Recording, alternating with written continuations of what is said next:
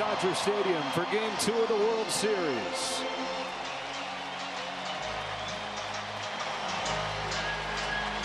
After a Game 1 classic, we're all ready to go for Game 2, and the Yankees will send out the same batting order. Gleyber Torres leads things off, and then it's Juan Soto hitting second.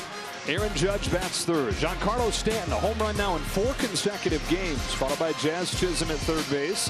Anthony Rizzo, the first baseman. Volpe, Wells, and Verdugo to finish things up for Aaron Boone.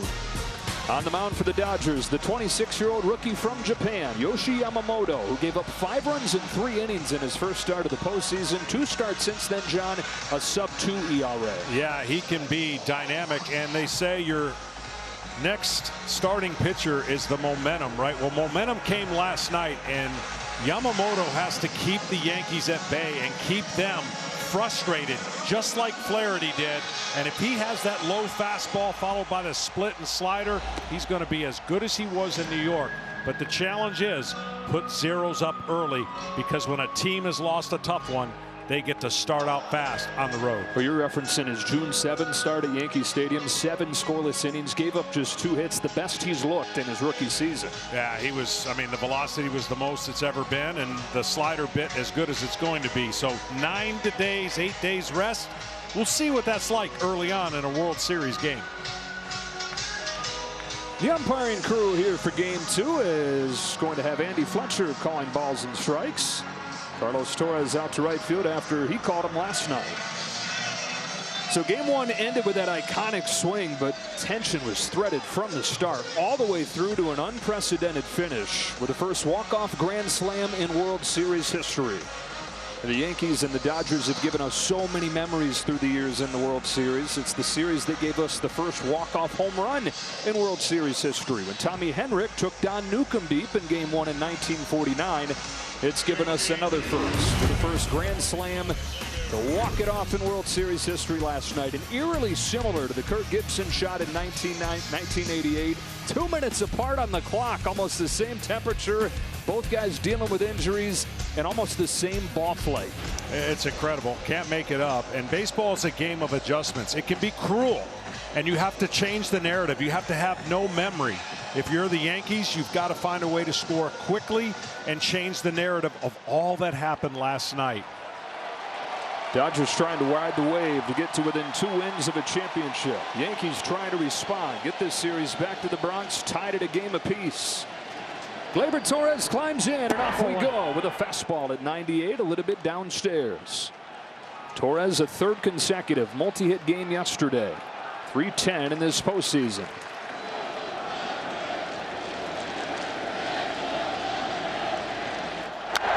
One ball, 1 strike. The height of the strike zone is going to be really important for opposite pitchers. Top of the zone for Rondon and bottom of the zone for Yamamoto. Totally different on how they pitch and where they get success.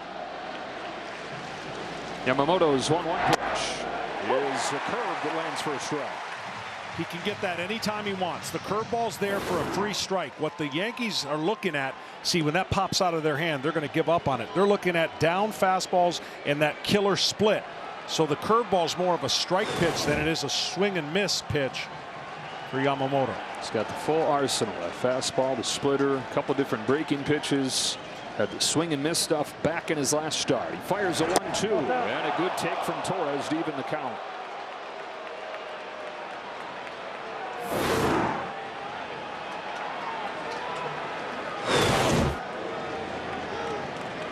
Torres, the table setter for these Yankees for the whole second half into this postseason.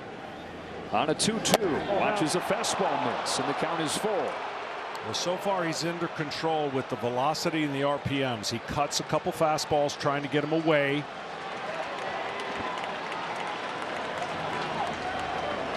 Torres has reached base in the first inning 8 of their 10 games so far in the postseason. On this payoff, takes a high fastball and a leadoff walk for Torres. So as he's done so many times, he's on to open the first inning.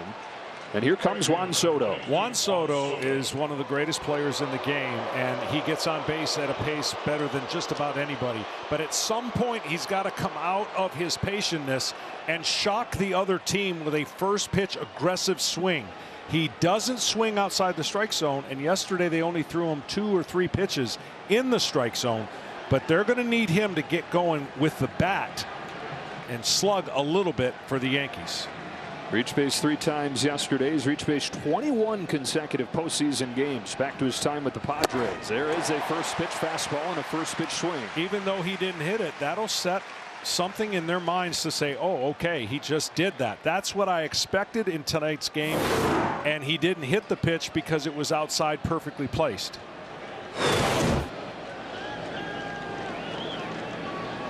Here's the 0-1. Soto takes it low.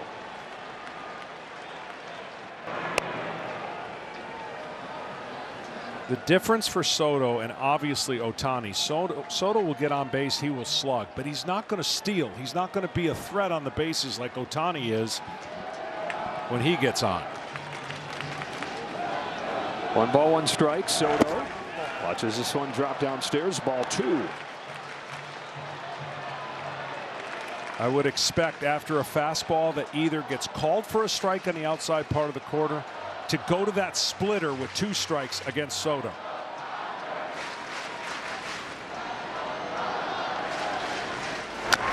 Fastballs fouled back 2-2. So there it is. If he wants that lane right now, he can throw a splitter off the outside part of the plate. Even that ball was up a little bit. Soto went after it. He's a good high ball hitter, especially middle of the plate. And see if Yamamoto and Will Smith go to that splitter that will fade away from the fastball.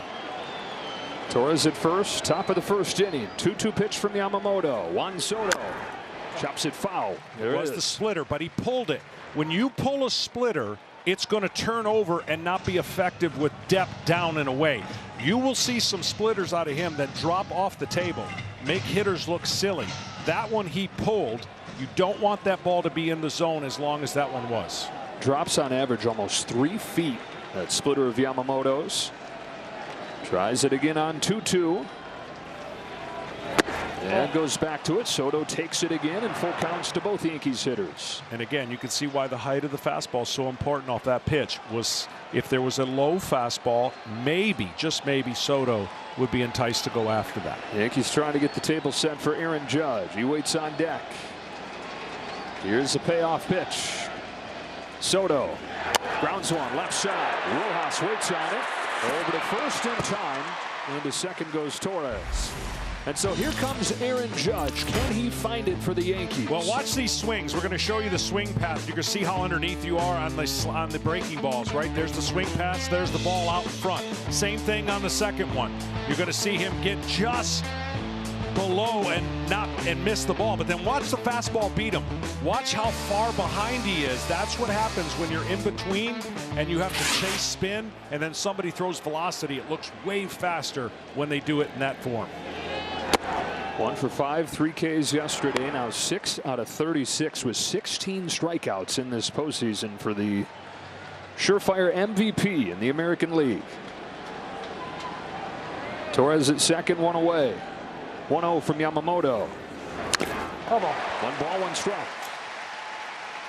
The Yankees yesterday had 14 base runners, but they were 1 for 8 with runners in scoring position, and that's kind of becoming a story for them in this postseason. They've had to rely on that long ball. 2 of the 3 runs they had yesterday came off Stanton's shot. Had chances for more, had chances to keep that from even going into extras. Judge takes outside, ball 2. That's that exploding fastball. To explain it in layman terms, if you've ever played catch with somebody and somebody throws you a ball, do you catch it or does the ball catch you? Yamamoto's fastball catches you. It gets there quick, has late hop. Got a chase, 2-2. It's so hard for a guy at 6'8". Just, you know, some people say, well, just lay off that pitch, lay off of it. Well, the reason you're not laying off of it, you don't recognize the spin. You think it's a fastball, and it's below the zone, and there's no way to get that. Judge takes time. And within these postseason struggles for Judge, hitless with runners in scoring position at 0 for 8.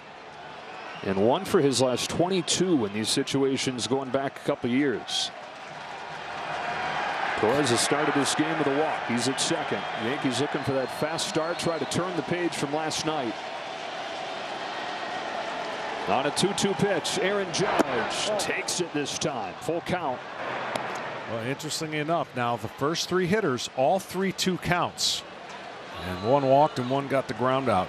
Will he go with another tighter breaking ball against Judge? See if he can get him to fish. The payoff. We'll do it again.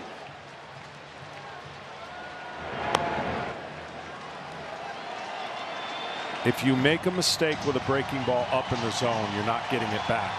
If you try to go in with a fastball and don't get in, you're not getting it back. So what he's got to make this pitch look like at the same time is split the middle of the plate, but have that depth going down out of the zone for that swing and miss. Here it comes. Judge swings and misses, made the exact pitch you described. And that's just a great pitch. And you're going to get frustrated if you're Aaron Judge thinking everybody's making a perfect pitch. But see how he made it look like a strike the entire time, but then down below, getting him to reach. So tough at that height. They're pitching him really, really well right now. Judge strikes out. Stanton comes up. Home run in game one, a fourth consecutive game with a home run for Stanton in this postseason.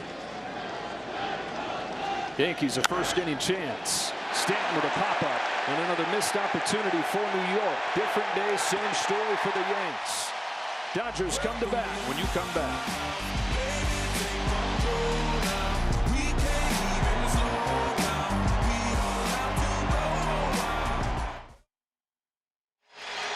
Wow, what a good for the Dodgers, this lineup that has scored 6+ runs 5 consecutive games. First team in postseason history to say that. All begins at the top with these guys. Freddie Freeman with the left-handed starter bumps down to 4th. Edman is up to 5 and Kike Hernandez hits 6th. Different look at the bottom of the order. Max Muncy slides down and bats 7th. Will Smith catches and hits 8th. Then Miguel Rojas, his first game in a couple weeks, back from that groin injury. And here, John, is Carlos Rodon. Yeah, this guy's going to pitch top of the zone, spin his slider. He's got a pretty good changeup, but I don't know how many he'll throw against the Dodgers. The key is, can he get the Dodgers to chase as much as the rest of teams chase against him? He comes after you with fastballs. He's going to pitch to the top of the zone. It's going to look hittable. But if you expand the zone and swing above it, it's going to be hard to hit his fastball. Rodon's 1-0 to Ohtani is lifted to right center field. And he begins this game the same way that he started yesterday with a high fly out of center field. Big league fly ball. The Judge makes the grab on. Time for Fox Foresight, powered by Google Cloud. Taking a look at Carlos Rodon, who has a 22-1 strikeout to walk ratio in this postseason. And really, it's kind of been the same story within this postseason that it has this year. Quite a turnaround for him after he gave up 4 runs in 3 2/3 in the division series. A 2.50 ERA in 2 games since, as we say thanks to Google Cloud for powering those real-time insights. Well, he learned a lot from that game because he came out just firing, struck out the side, was throwing at gas. And I think he got gassed because he was so pumped up for that start. And now trying to pitch more like Garrett Cole, he said. 1 strike on Betts. He said, yeah, he noticed right after his start where he was so revved up in that first game against the Royals. Cole looked like a robot. And he's like, man, all right, I guess I could learn from that. And Aaron Boone was telling us before the game how proud he is of the way that he's taken those lessons, how quickly he's been able to apply them, which is kind of the story of his whole season. Bouncing back from that nightmare first year in New York. There's 2-1 to Mookie Betts. It's chopped foul. Well, you know he wants to do his part to get rid of that bad taste that the Yankees had last night. That's a crushing defeat. Even though it's only 1 loss, game 1 in the World Series, you got a chance to set the same kind of tempo that Garrett Cole did. Facing the Dodgers, getting 3 clean outs in an inning is hard to do. 2-2 to Betts. Pokes a base hit the other way. Goes out and gets that seldom used changeup and serves a single into right field. First hit of the World Series for Mookie Betts. Well, the changeup kind of floated on the outside part of the plate, and Mookie did a great job going the other way. And these Dodgers, I'm telling you, this is a lineup. The longer the game goes, the harder it is to keep them at bay. You've got to be really, really on your game to navigate 2 runs or less against this lineup. Man aboard. Teoscar Hernandez up. Jumps on the first pitch. That high fastball's popped into foul ground. Rizzo over. Wow, it falls harmlessly. Soto just kind of jogged in there. And one day after the Yankees had way too many plays where it just was not tidy, that's a missed out right there.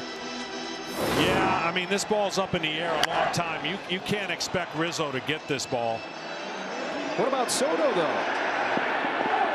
Yeah, it just, in the World Series, it's little things like that that can show up. Oh, no. You never want to give teams extra chances or extra bases. You just don't. It gets magnified.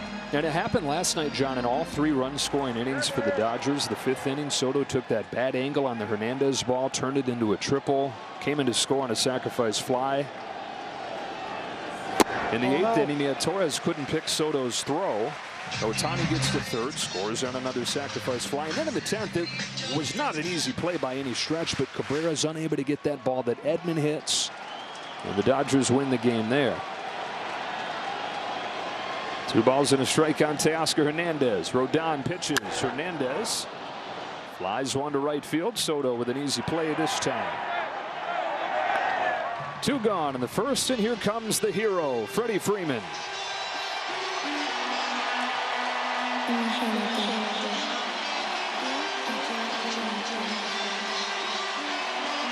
First baseman, number 5, Freddie Freeman.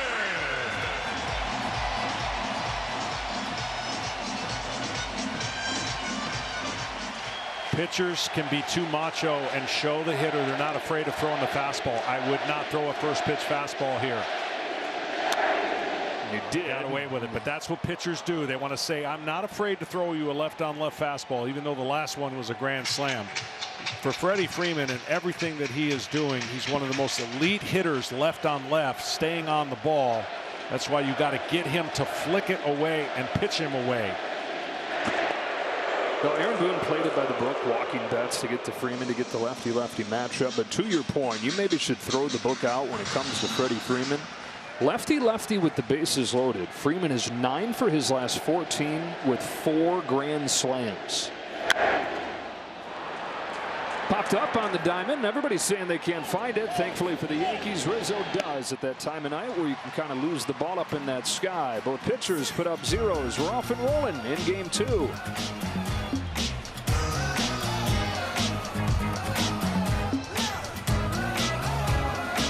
Bar set high for history. So many great names and faces and stories to the Dodgers and the Yankees through the years. The 12th World Series matchup between these clubs, but the first one since 1981. Game 2, no score to the 2nd inning. Jazz Chisholm leads off and takes a ball from Yoshinobu Yamamoto. They're talking with Aaron Boone before the game, and he said he thinks maybe the biggest thing to come out of that loss for the Yankees was Jazz Chisholm gaining some confidence. Yeah, he started off on fire when he first got to the Yankees, and he's cooled off a little bit since. And, you know, he's an emotional, exciting, kind of momentum type player. And if you feel like, as the Yankees, if he can get going, wow, what a bonus that would be to your offense. And he thrives on that emotion and that confidence you're talking about. And Aaron Boone said you never want to say that he's lacking confidence, but maybe it started to second guess it a little bit. 5 out of his first 34 in the postseason. Feeling it again, though, after those 3 stolen bases yesterday. Couple hits. Here's a big swing and a little spinner in front of the plate for Yamamoto to get him at first. Earlier this evening, Boys and Girls Clubs of America National Youth of the Year, Nico, delivered the game ball to the mound. Major League Baseball, Boys and Girls Clubs. Great futures start here. And the young lady that sang the national anthem crushed it again. We see her at the World Series last year? Yes, we did. Okay. Houston, I believe. Okay. Pearl is an alumni now. It's a ball on Anthony Rizzo. Yeah, Pearl Peterson is her name. Rizzo yesterday had a base hit, drew a walk. He's hitting .389 in this postseason with those 2 broken fingers, just finding a way to get it done. Late on this fastball, 1-1. Yankees got to get something going from the bottom of this lineup, John. They do, and that's been a theme kind of how all season when they score a lot of runs, they're going to have traffic on the top of the lineup, and same thing with the Dodgers. And again, clean innings are so huge in the postseason. You just don't understand till you've done it. And Yamamoto's had some experience now. It's his first World Series start, but it's different. The tension, everything about it. 2-1. Stairs, ball 3. And I know, like I'm repeating myself, having been through so many of them, the attention the reporters give you, the questions they ask, they would never ask in the regular season. Last night's game, they're going to go with narratives that is so unbelievably over the top, but you have to put it away. That's a walk to Rizzo and a base runner for the Yankees. For more on Yamamoto, we go down to Ken Rosenthal. Well, Joe, Yamamoto spent last winter in L.A. training at UCLA, and the Yankees visited him in December on a beautiful Southern California day. So picture this: Brian Cashman, Aaron Boone, pitching coach Matt Blake eating at the Waldorf Astoria Beverly Hills at a rooftop restaurant. Cashman looks around, the scenery, the weather, and thinks to himself, this is what we have to compete with, this weather. Yamamoto signed with the Dodgers. Yeah, and he signed, Kenny, the largest deal for a pitcher in Major League history. 12 years, $325 million. So you're thinking, what in the world did he do to earn that? But he's coming off the best 3-year stretch for any pitcher in Japanese pro baseball history. Working on Anthony Volpe here. His 1-0 pitch drops in there for a strike. 3 consecutive pitching triple crowns, 3 consecutive MVPs, not just their version of the Cy Young Award, but 3 straight MVPs, and then a record contract. And so this is no Cinderella story. Him pitching in the World Series, pitching big games for the Dodgers. This is what they're paying him to do. His 1-1 to Volpe is smoked to center field. Right at Tommy Edman, kind of knuckled out there, and Edman was able to put it away. That ball started in right center and came back to him, hooked. And that knuckle is a nightmare for center fielders or any outfielders when the ball is moving this much. Watch how it starts out and then kind of hooks back. Tommy Edman, who was busy at short yesterday, had some key plays defensively there, makes the grab for out number 2. No score, second inning. Here's Austin Wells.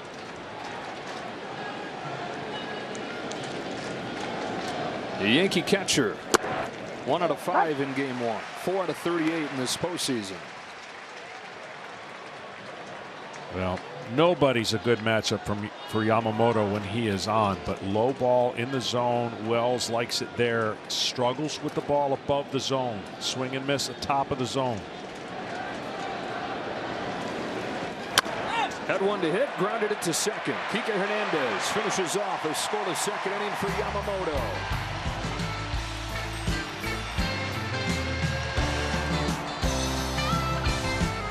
Podcast is sponsored by HIMS, healthcare designed for you and delivered to your door.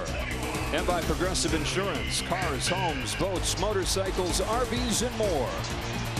On a beautiful night here at Dodger Stadium. We welcome you back here and play the Fox Playoffs Fox Super 6 Challenge today. It's free to play, so download the Fox Sports app and make your picks for a chance to win your share of 20 grand in cash prizes. Tommy Edman starts this inning for the Dodgers against Carlos Rodon and takes ball 1. He had 2 more hits yesterday, including the hit to set the table in the 10th inning. And that game doesn't get to the 10th inning without his run-saving play on defense in the 6th. Yeah, absolutely. It was almost like he made an error, and he was shocked he made an error. And after that, it was just incredible plays that he was pulling off. Rodon is getting most of his fastballs and most of the outs on that pitch. Hit in the air down the left field line towards the corner. It goes. It is gone. Tommy Edman strikes again.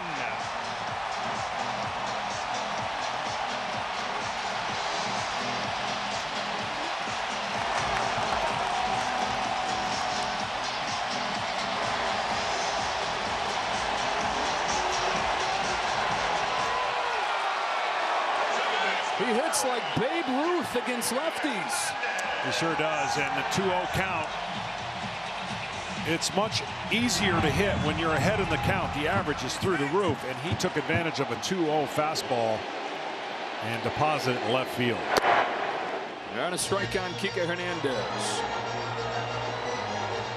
Tommy Edman, second home run of this postseason.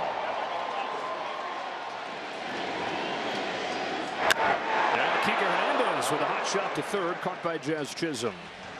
Championship Series MVP doing it again in the World Series. Watch how on time he is with this fastball right down the middle, and to be on time, you just deliver that perfect swing. And a ball that we've seen a few people catch it over that short fence. That one was not going to be caught. Carlos Rodon gave up 31 home runs during the regular season, second most in the big leagues. That's the third one that he's given up in the postseason. And the Dodgers are on the board first. Max Muncy. You got to be getting ready for this Dodger lineup, John. You get down to the bottom of the order, and this is where you're supposed to get your breath. You got Muncy, Smith, Rojas. Yeah, I'm just telling you, against lefties, it doesn't matter if it's righties or lefties, but it is a lengthy lineup that just gnaws at you, and you got to really be good. We're going to document how many 1, 2, 3 innings there are in this series, and it's just hard for both teams to get clean innings with the hitters on both sides. Oh no! So Muncy's hitting 7th. He's top 10 in Dodger history in home runs. And then you got Will Smith, who's a 2-time All-Star, hitting 8th, and your 9-hitter Miguel Rojas, 285 on the year. 2-2 pitch from Rodon. Muncy. Oh no! Lays off. Ball 3. But the most impressive thing about all of their accomplishments is just don't strike out that often. They don't swing wild. They don't give you a lot of holes. Muncy's down swinging here. Good slider from Rodon. First strikeout for him after the Dodgers struck out just 4 times in game 1. Rodon kind of short arms his delivery, and he gets great tilt on that pitch.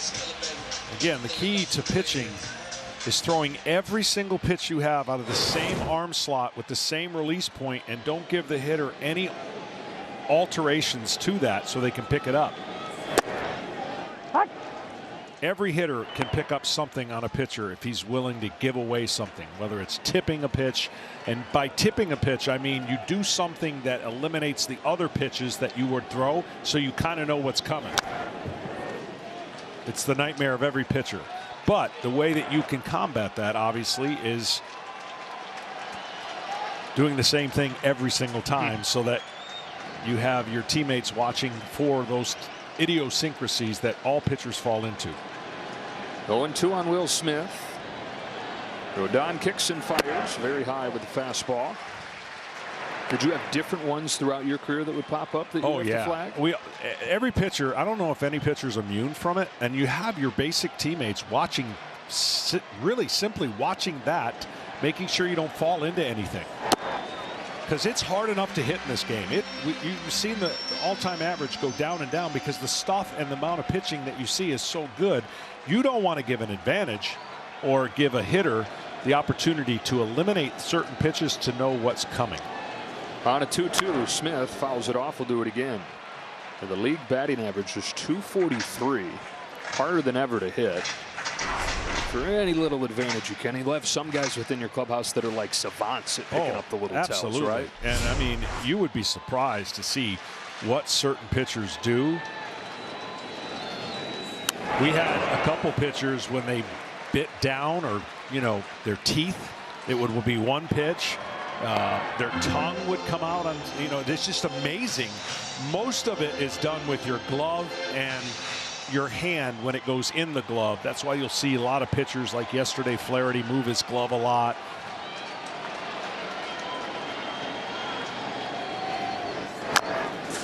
Tapped along third. Not going to be an easy play. Rodon over there in time. Carlos Rodon with a nice play to get Will Smith. The Dodgers, though, get on the board first, and it's Tommy Tanks, as they call him. Tommy Edman with a leadoff shot. And here in game 2, as the Dodgers try to take a 2-0 series advantage, they've got the first blow. On to the third.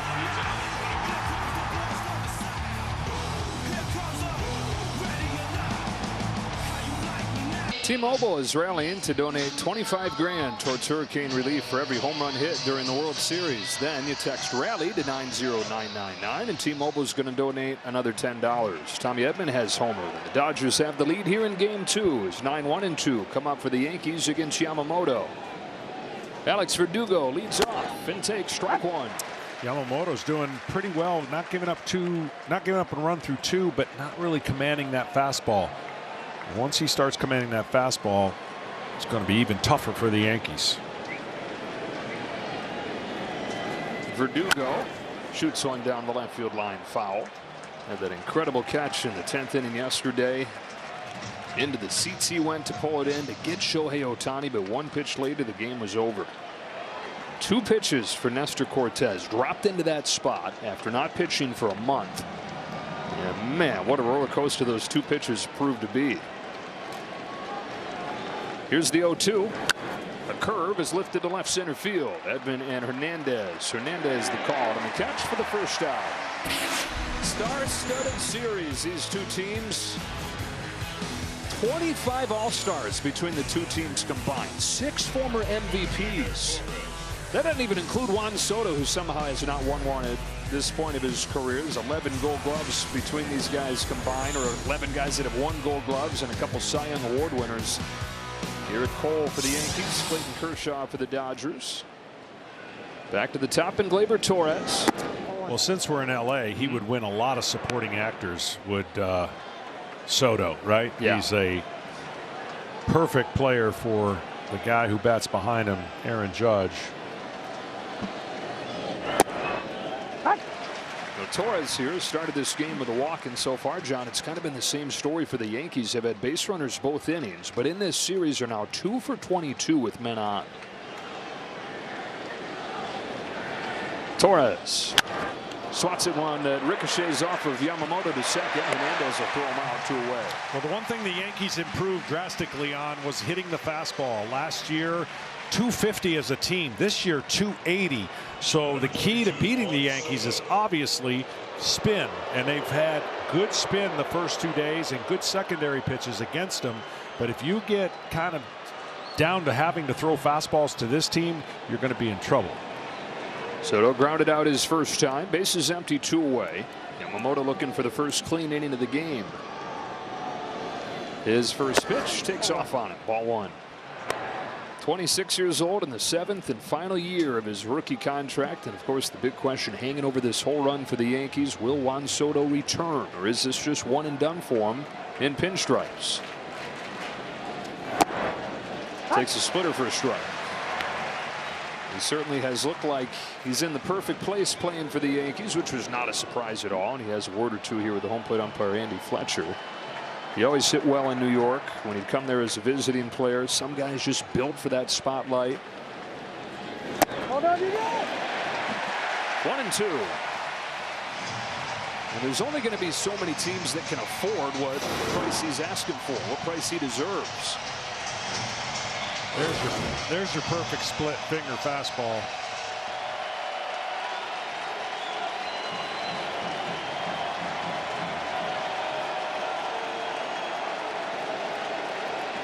Yamamoto rocks and fires. Threw it again outside, 2-2.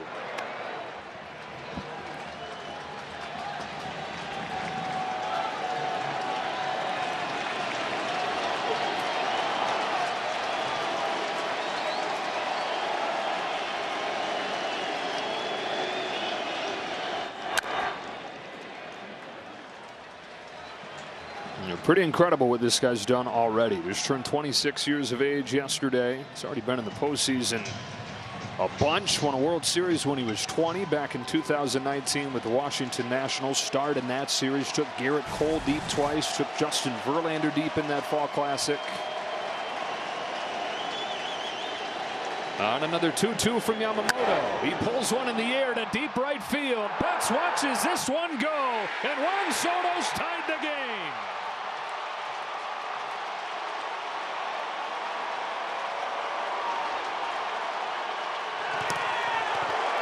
Well, we talked about it in the beginning. If he slugs, the Yankees are in a good spot. He's got to use his bat as a weapon. He definitely uses his on-base percentage as a weapon.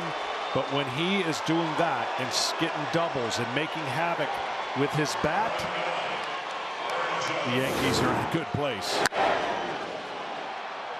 After 41 home runs during the regular season, his 4th of this postseason, and it's tied at 1. Well, the Yankees unable to come up with a key hit. They just blasted over the wall to get the offense. Back at square one. Now Judge takes ball one.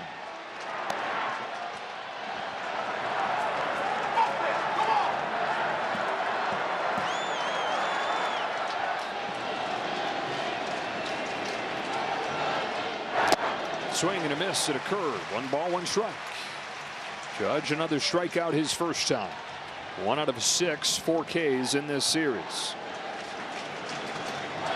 Imposing presence in that batter's box, trying to find his stroke. Fastballs by him. 1-2. Slow him down, speed him up. Slow him down, speed him up. Keep Judge off balance. They've done a great job doing that so far.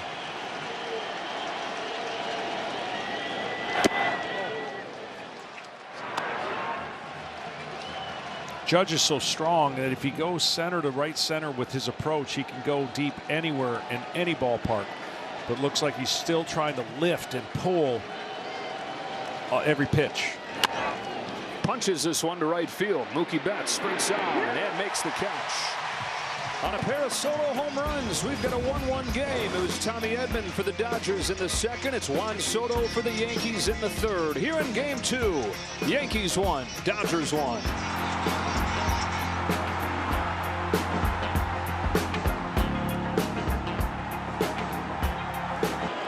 Back here at Dodger Stadium with Dodgers manager Dave Roberts. Dave, we saw the Soto homer last inning. How difficult is it to game plan for him? Yeah, it is. I mean, you could argue he's the, one of the top 2 or 3 hitters in the game. Right there, you got to give him credit. He spoiled some good pitches. I think right there, everything was down that at bat. You got to change his eye level at times too, but you know what? You got to give credit where credit's due. He put a good swing on it, but outside of that, I still think Yoshi's throwing the ball really well. I was going to ask you about Yamamoto. What do you think you could get out of him tonight? Obviously the first inning was stressful. We'll see how the game goes. Hopefully it can be a little bit more efficient next inning. But I'm going to run him as far as we can take him. But I do think that it's going to end up, as it seems like it always does, comes down to the bullpens. Dave, thank you. All right. Tied at 1 as 9-1-2 come to the plate for the Dodgers here in the third. Miguel Rojas, his first at bat in a couple weeks. He's been out with a groin injury, core injury, and it was a bit of a surprise to make this championship series roster. The offense had been clicking the way that it was through the championship series without him. Back in there largely for his glove, but he's hit this season too. Yeah, Dave Roberts said he really likes where his bat is right now offensively. Flips this ball to right center field. Soto cruises to the gap to catch it. So 1 away in this third, and they get the bases empty for Ohtani. So here's where, if you're a pitcher, you got to maybe change up your pitch selections the second time through, especially to the great Shohei Ohtani. We'll see what Rodon does. He was heavy fastball the first time through. Second time, here we go. Ohtani fly to center his first time. 1 out of 6 so far in the World Series. One of a kind regular season. 54 home runs, 59 stolen bases for Ohtani. Career of hitting and pitching like Babe Ruth. This year he's hit and run like nobody ever has before. Nobody even had a 45-45 season. You can understand why he's the most popular selling jersey and the most popular player in the world. I wonder who's number 2. Bryce Harper. There we go. Yeah. At the corner there did Rodon. 1 ball, 2 strikes on Ohtani. Strikes a sense of wonder, this player does. Not just in the fans that are here, but when you talk to players around the game, they're just like the rest of us. Wide-eyed, jaw drops when they watch this guy play, wondering what he's going to do next. Rodon's trying to sit him down here. He's ahead 1-2. Fires and gets him to chase with a good slider. That's the pitch that's going to come into play, I think, a little bit more, and that is late break after seeing the fastball, getting him to swing and miss. What's so unique about Ohtani when he gets next year to pitch and hit, the reason he's got that guard on his lead elbow, that's his pitching elbow. And it's so interesting to be a left-handed hitter and a pitcher where you've got that elbow out there that you don't ever want to get hit. Of course, now it's been reconstructed again, and the world's going to get to see what an unbelievable pitcher he is next year. Tie game, third inning. Bases empty, 2 away. A breaking pitch pops out of his hands. Or a curveball to Mookie Betts, who singled the other way his first time.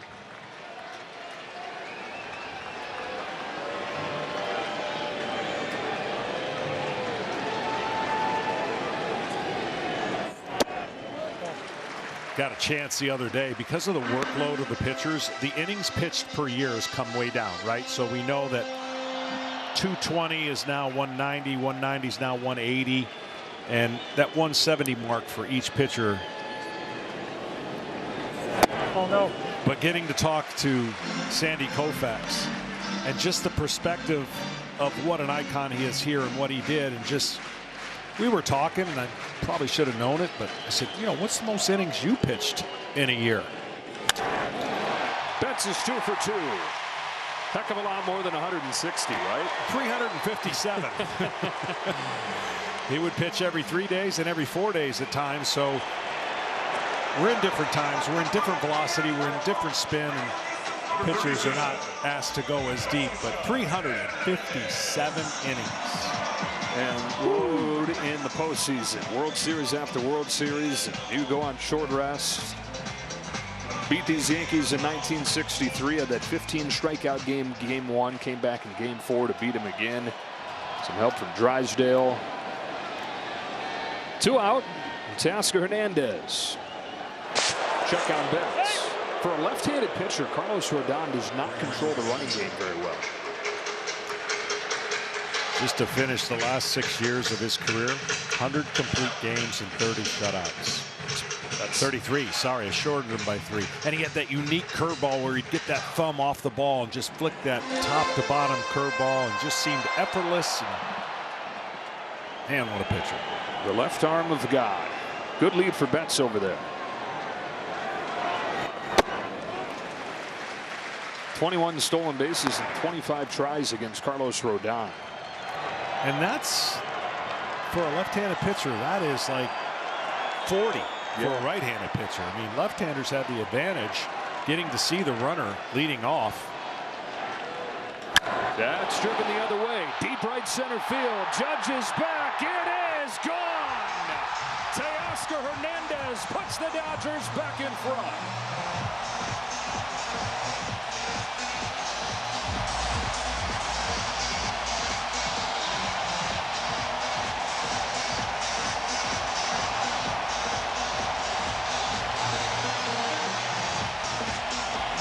The Home Run Derby has broken out here in Game 2 of the World Series, and the Home Run Derby champion from this summer has his first in the Fall Classic. Part of this is the threat of Mookie being able to steal. You speed up your delivery a little bit, and he goes the other way on a fastball that just jumps off of Teoscar's bat, and you're right, the ball is jumping tonight. Freeman. Teoscar Hernandez, 33 home runs during the regular season, career high, and now 3 more in the postseason. We mentioned it yesterday. His biggest weekend of the regular season came in the Bronx when he hit 3 home runs in 3 games and knocked in 9. Again, the reason this is so big for the Dodgers, the 4th inning, they've got a 2-run lead. They're going to let their starter go out 1 more inning, but they're not going to let their starter get any trouble before the bullpen goes in to try to hold a lead after 4. They were so good leading into the World Series. Once they had the lead after 4 innings, it was over. The bullpen, John, in the wins has a 1.07 ERA. And the wins, anytime they've pulled the trigger on those top arms, it's turned into a win. Yeah. Oh no. With 4 2/3 yesterday, just the 1 run allowed after Jack Flaherty pitched into the 6th inning.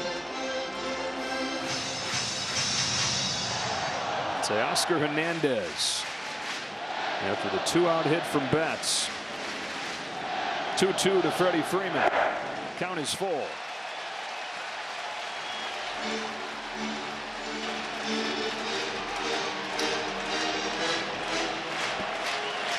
It would have been 41 days since Freddie Freeman last homered before he stepped to the plate in the 10th yesterday. Hit that grand slam.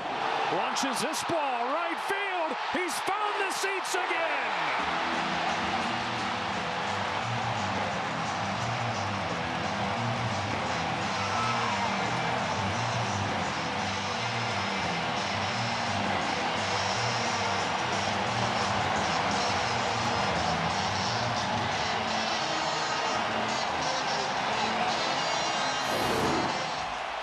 Left-hander up and in, and he gets the barrel of the bat to it. That's what Freddie does. He stays in and waits on a left-hander probably longer than he does against a right-handed pitcher.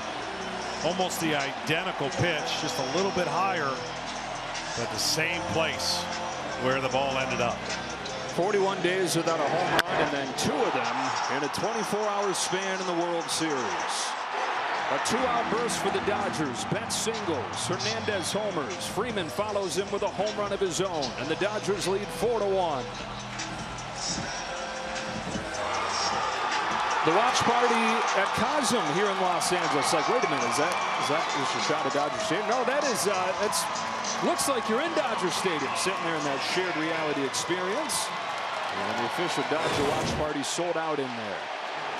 Here's another one of the home run hitters in Tommy Edman. Swings and misses at Rodon's first pitch. The home run's the biggest issue for Rodon during the regular season, biting him again here in the World Series. 3 of them in 3 innings. The 0-1 to Tommy Edman. There's a good changeup, strike 2. Yeah, he'd only given up 2 previously in his first 3 starts, but you make pitches in the wrong spots to this team, the Dodgers, they make you pay. Back-to-back home runs in the World Series, something they did to help turn the 1981 World Series against the Yankees. Edman strokes one to the gap in left center field. That's headed for the wall. Edman's got a home run and a double, and the Dodgers bats heating up.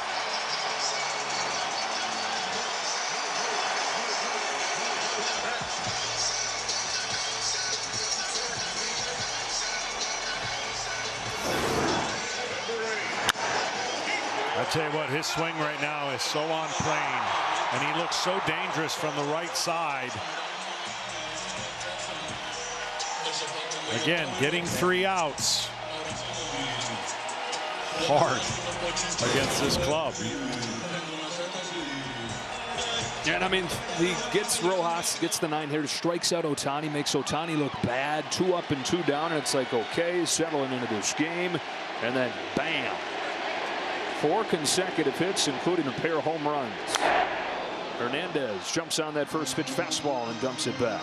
Well, I talked about the slider being important the second time through around, and he's actually gotten beat with the fastball. So the secondary pitch is so important when you're already established your fastball the first time through the lineup. I thought he did a great job navigating it, and then the slider's just been a little bit off. There goes Evan from second, no throw, and a stolen base.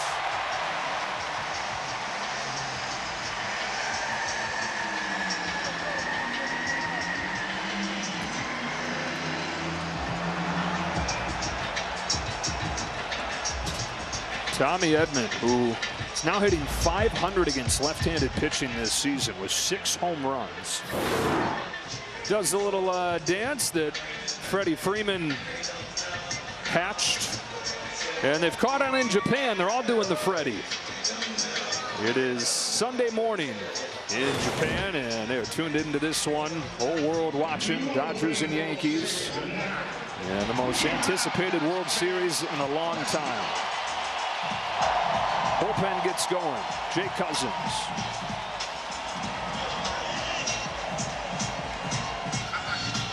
Well, the momentum of this offense is no different than the momentum of Kike Hernandez. He loves this time. He's obviously had tremendous success in the postseason. Maybe not as much in the World Series, but this 1-1 pitch is dangerous, and I think you've got to be off-speed minded if you're Rodon on this pitch. Hernandez has homered against Rodon 3 times. Drills this ball in a line to left field, but it is hauled in by Verdugo. Got away with one. He did get away with it. but didn't get away with a couple before that. A 2-out rally for the Dodgers. Teoscar Hernandez, his 3rd home run of the postseason. Freddie Freeman, his 2nd home run in 24 hours, and it's 4-1 Dodgers in Game 2.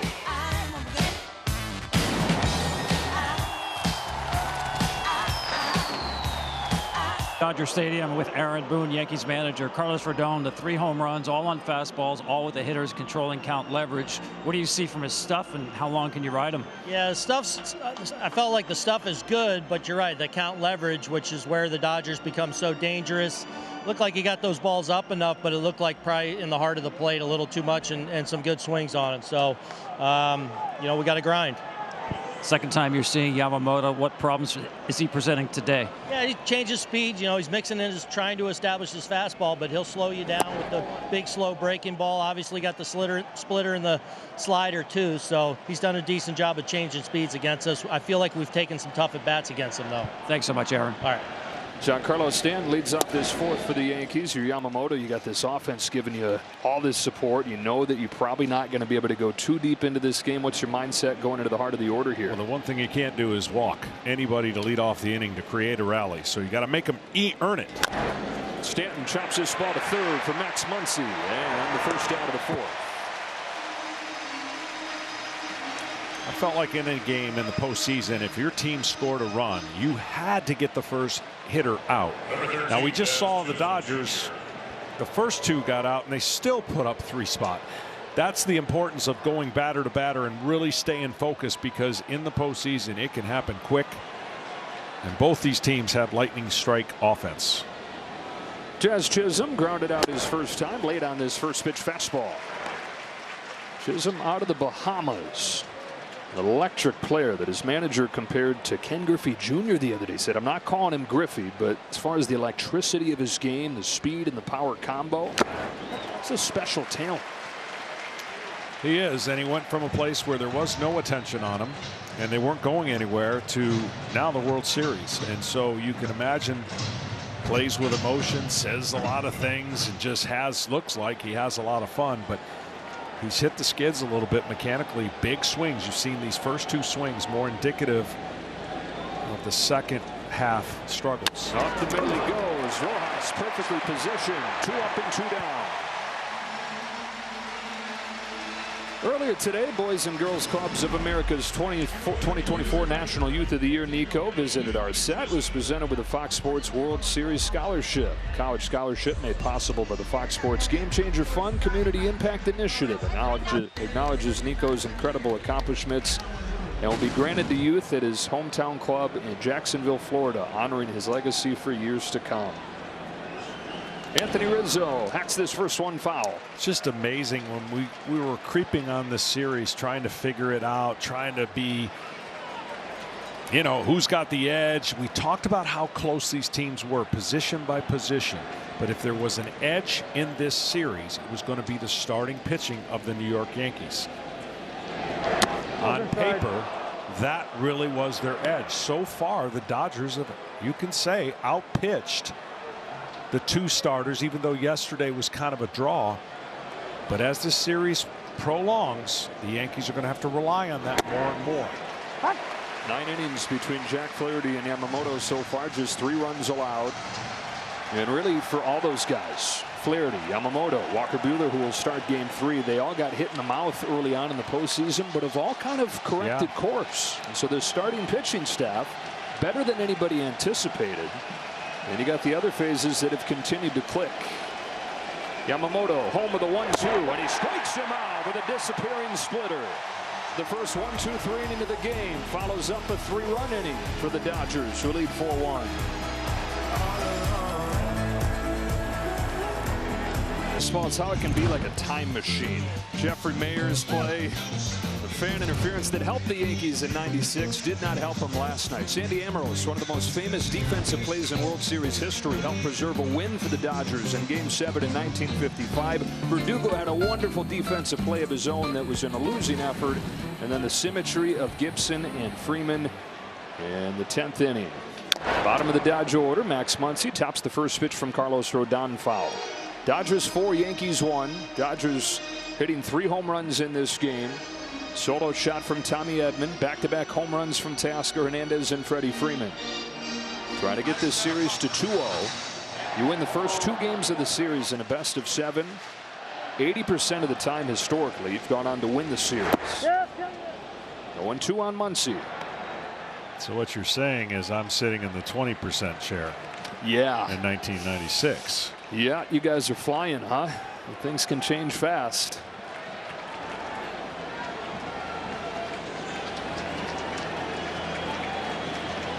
Rodon struck Muncy out the first time. Home with an 0-2. That's the pitch that he got him on. This time he lays off.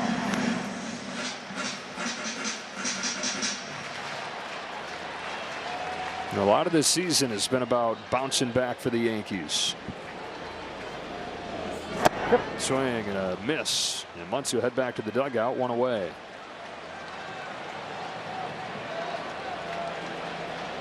Looks like that may be the last hitter for him. Aaron Boone's coming out. Bullpen has continued to work. Yeah, a couple right-handed hitters coming up here in Will Smith and Miguel Rojas, and Boone will make the change. Rodon unable to complete 4 innings.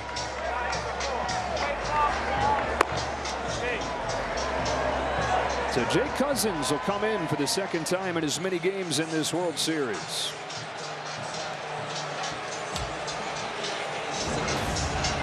All Dodgers in this game. Tommy Edman started the scoring. Hernandez and Freeman have followed. 4-1, bottom of the 4th.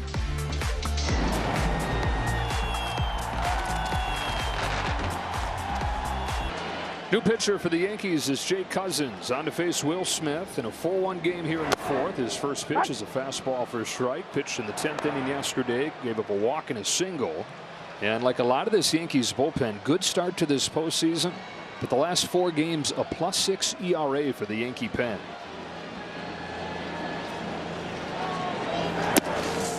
You can imagine he's tough on right-handers with that breaking ball and the secondary stuff. And now the Yankees bullpen's got to do exactly what the Dodgers bullpen do and hold the other team to no more runs if they're going to have a chance. So Carlos Rodon only able to go through 3 1/3. Yeah, the bullpen gets to work early here. Of course, the off day tomorrow as the teams head off to New York for the middle 3 games. And as we were talking about, the bullpen's so good early on, but has tailed off. Struggled in the middle part of that Cleveland series.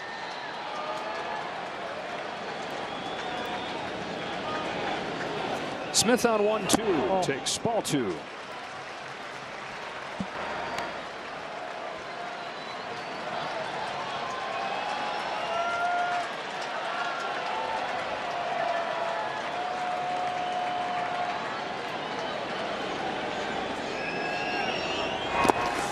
Full count.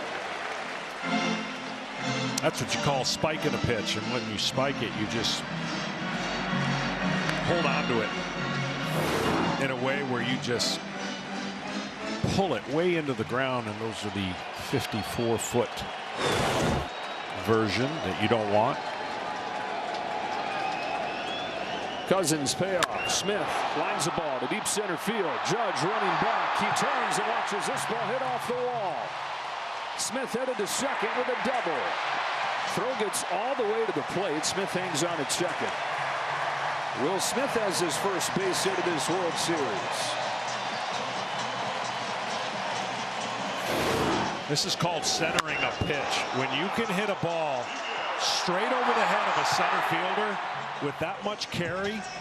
I mean, that ball was straight on to Aaron Judge, and he could not get back there fast enough. This is the Will Smith they've been waiting for. Shown some signs of it. He hit a home run in the clinching game of the championship series in that same direction.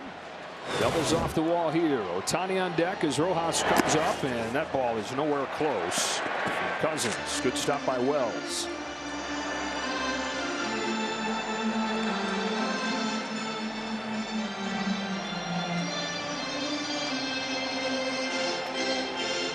Cousins has faced 4 hitters in 2 days in this series. 3 of them have reached. And you've got to face a minimum of 3 hitters, and so he's going to have to deal with Ohtani. We're at a 4-1 game here in the 4th. Let's go over 1-0. Rojas takes low, ball 2.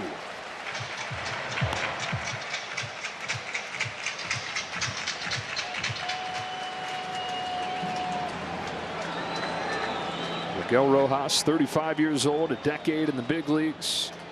One of his best seasons. Key player for the Dodgers this year. Right now, the timing of his mechanics is just not there. Tension, you never know what creates it. Trying to overspin, overbreak a pitch. You know, it works best in any sport when your timing is in rhythm.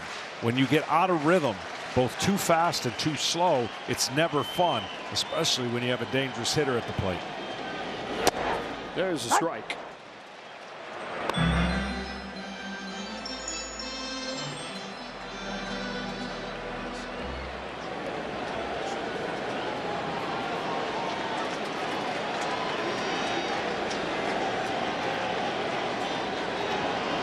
Three and 1. Here it comes. Rojas takes a strike on the outside corner.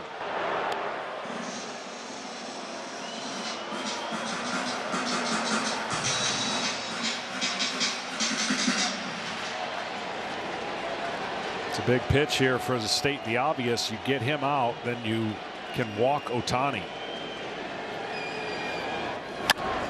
Bounces one to second. Torres is there. 2 gone in the 4th. Tonight's telecast is sponsored by T-Mobile, America's largest and fastest 5G network. So we've got a runner at third with 2 away. Righty-lefty here. Cousins against Ohtani. Betts waits on deck. And haven't seen the 4 fingers yet from Aaron Boone. And if they're not going to put him on intentionally, you got to figure he's going to be really careful right here. Yeah. Putting him on intentionally would end up being second and third because he'll steal second. Bounces this one up the middle. Cousins made a good pitch, and he gets Ohtani to finish off the 4th. Back after a word from your local Fox station.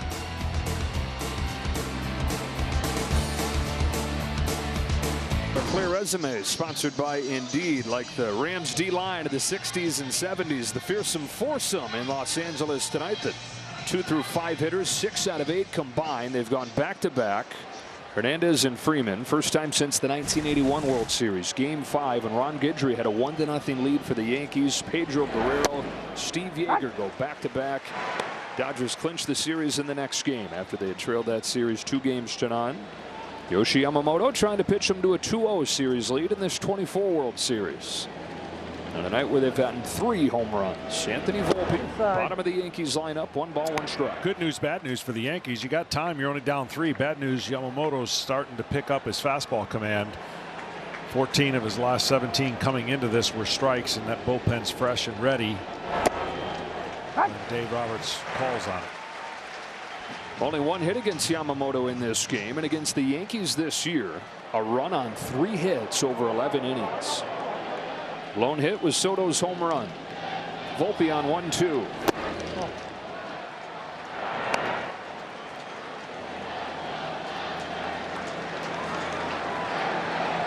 Judge's struggles have continued. 0 for 2.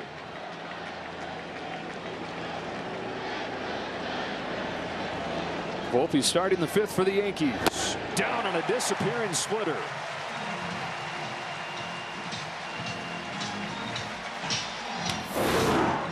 This is just a fantastic pitch when you've established your fastball, because it cannot be detected by the hitter. And it just dives down and in. That pitch is thrown a lot against left-handers, but it's become an effective pitch against right-handers, because that's what happens to it. You swing over the top of it. 3rd K for Yamamoto. Spins the curveball inside the Wells. I asked you before the game, we were talking about his fastball and his splitter, and I said, what about his slider? Do you like that? And you said, I like everything. Yeah, I mean, look, the biggest thing for the Dodgers when they made this investment in this record contract is, will his size and his health hold up, right? That's the unknown factor. Because they pitch next year, they're going to have guys like Yamamoto and Ohtani on at least 6-day rotation, maybe 7.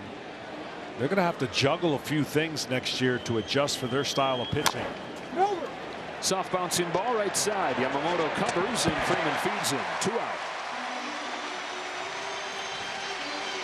We got a huge day of football on Fox coming tomorrow, 1 o'clock Eastern. Jordan Love and the Packers taking on the Jags. Or at 4, Josh Allen and the Bills against Geno Smith and the Seahawks. Check the local listings for the game in your area tomorrow on Fox. 4-1 game, top of the 5th inning, and Alex Verdugo. You mentioned Ohtani coming back. Ohtani, Yamamoto will be needing that longer rest. Tyler Glass now, assuming he's healthy, probably going to be on somewhat of a program like that. Well, in Japan, they pitch once a week, basically. They throw a lot, but they pitch once a week. So those rest, typically in American-style baseball, it's once every 5 days. Well, that is going to be the program that's different for those two, especially for Ohtani coming back from a second procedure. So you have to juggle your staff and use more starters. Lazy fly ball left field. And for Yamamoto, that's 7 straight retired since the Soto home run. Halfway home in game 2. Dodgers up 4-1.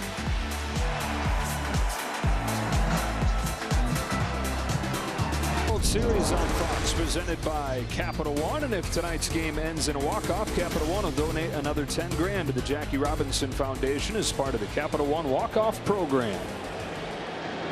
Mookie Betts leads off this bottom of the 5th for the Dodgers, takes a strike from Jay Cousins, the part of the order that has been dynamite in this game. 6 out of 8 combined, starting with Mookie Betts 2 for 2. Probably 2 hitters here for Cousins. The left-handed batting Freeman's due up 3rd. Tim Hill's ready in the bullpen.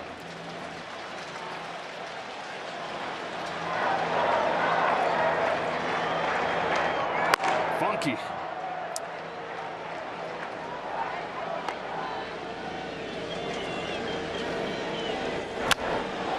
Betts lofts this ball to left. Verdugo went back at first. Now recovers and makes the grab. 1 gone in this 5th inning brings up Teoscar Hernandez, and we take a look at the StatCast 3D powered by Google Cloud. Flat swing, powerful swing. Hit it where it's pitched.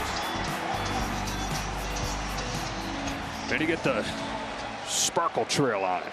Star treatment for Teoscar Hernandez, who's hit 4 home runs in 5 games against the Yankees this year. 4 home runs and 11 driven in. He's brought the Dodgers same thing that he's brought all his teams through the years. That production, but also the personality. You see the sunflower seed celebration. He's the one that started that. Sunflowers to the face of the guy that hit the home run. Chases badly here. And he says that he knows it's a game that brings a lot of stress, and he tries to bring as much joy and happiness as he can each day to the park to help everybody else around him feel good. Wanting to be in these moments, and he stays healthy, he'll have plenty of these moments with the Dodgers. Step 1 of the Shohei Ohtani contract that hopefully for Dodgers will bring multiple World Series opportunities. In a couple ways, right? Because the contract to get Ohtani on the team, but also the fact that he deferred almost all of it so they could build a championship team around him. Yep, it's one of the most unique contracts that I've ever seen.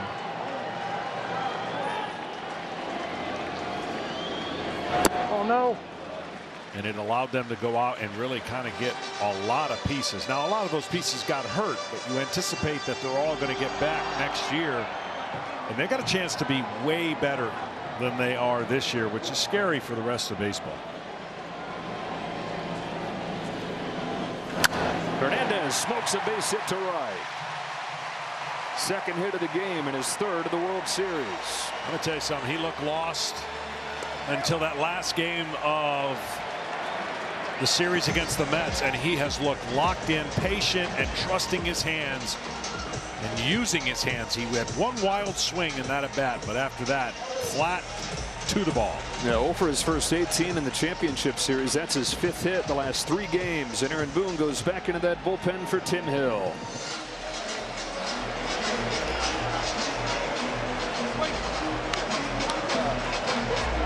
The Dodgers have a 4-1 lead in the bottom of the 5th inning. Rewarding performance sponsored by Capital One. One of those home runs came from last night's hero Freddie Freeman, who has homered in 4 consecutive World Series games, back to what he did with Atlanta in 2021. That is tied with Reggie Jackson and Lou Gehrig for the 2nd longest World Series streak. Only guy with a longer streak, George Springer, did it with the Houston Astros. Tim Hill's into the game. A lot of Yankees fans are saying this is a day late. Yeah, last night is only going to be bigger and bigger if the Yankees don't climb back into this series and obviously win it. Last night was one of those games that it is just one game, but it was such a shock to the system that it's easy to make those statements and say what if, shoulda, coulda, and it comes down to execution, and he didn't execute. Tim Hill's been so reliable for him. 1.59 ERA this postseason. Nestor Cortez hadn't pitched in 5 weeks. It's strike 1 on Tommy Edman. Aaron Boone talked about, with Hill, the ball's probably going to be in play. You have the speed of Ohtani coming into play with that being the case. And they coming into the series like the matchup Nestor Cortez against Ohtani. In a vacuum, I get that. But to be dropped into that situation when you've not pitched in more than a month, it's asking a lot. It is. I mean, in fairness for Cortez, you've been a pitcher your whole life, but you're out of rhythm. You haven't seen action in 37 days. You lose the feel a little bit. All the simulated games and all the side work is great, but you lose feel for the moment, and the moment gets faster because you haven't been out there. And after he got the fastball pop-up, it was almost as if he forgot Freddie Freeman's ability on first pitch, what to do, and he just threw another fastball in the wrong spot. Yeah, Freeman hit a ball as far as he has in a long time. Haven't really seen him turn on anything since he injured that ankle. Count is full on Edman. And I thought that, again, yesterday was so interesting, and so many different plays was the difference between 2 runs or no runs and just all these different things. That foul ball that was caught that went to the stands that moved the runners up to 2nd and 3rd. Strike 3 called on Tommy Edman. Finish off this bottom of the 5th inning. Juan Soto's got the lone hit of this game for the Yankees. It was a home run. He'll bat 2nd when you come back. For a chance to win the ultimate baseball moment in 2025. Watch your team in action when they play in New York next season. As Gleyber Torres grounds the first pitch to 3rd, and Max Muncy will throw over to get him. 1 pitch, 1 out for Yamamoto here in the 6th. And down to Tom Verducci. Well, you want to see the best high fastball hitter on the planet? He's coming up now, Juan Soto. You don't believe me? Well, look at the postseason home runs for Juan Soto. He has seen only 35 fastballs in the zone the entire postseason. 4 of them have resulted in home runs. And I go back to when the Yankees made the trade with San Diego, Joe. Last December, Brian Cashman knew the price was going to be high to acquire Juan Soto. He called up Kevin Long, the hitting coach for the Phillies, used to work for the Yankees, was Juan's coach in Washington. And he told Kevin Long, I can't be wrong about this trade. Tell me about Juan Soto. And Kevin Long said, he will hit, he will take walks, he will do damage. He is the most sure thing in baseball. I'd say that scouting report was pretty good. Yeah, and he has delivered. Just some discussion right here. I think that he was not attentive yet to Yamamoto, and he was upset that Yamamoto had started into his delivery. Everybody's on the same page now, and he grounds this ball to 2nd for Kike Hernandez in what felt like a huge inning for the Yankees, John. 2 up and 2 down just like that. Yeah, this was a must-score inning for the Yankees, and they're entering that area of the game where Dave Roberts can now empty. After this inning, I would think he's going to go to his high leverage arms, and 2 ground outs that really, again, keep the Yankees from any momentum. And Yamamoto has done an incredible job down in the zone with his fastball and splitter. Outside. Ball 1 on Judge. What a turnaround it's been from him. And he did this last year in the Japan series. He gave up 7 runs in game 1, came back the game after that. The team faced an elimination, 14 Ks in a complete game. And then this postseason, he got hit around in his first start against the Padres, and is like, oh boy, this is one of their 2 starters they're counting on along with Jack Flaherty. This does not look good. as Anthony Bonda begins to warm. But since then, he had the 5 shutout innings in the do-or-die Game 5 against the Padres. Pitched well enough against the Mets. And here in his World Series debut, he's been awesome. He really has. He's been in complete command and complete control. He only gave up 1 hit, 1 mistake, a homer to Soto. And into the 6th inning. I mean, this is as good as it gets for Dave Roberts. 2-2 on Judge. This is the stage where the Yankees broke through against Jack Flaherty yesterday with a home run from Stanton. That came in the 6th. Can Judge find it against Yamamoto? Bases empty, 2 away. And a 2-2 pitch coming up.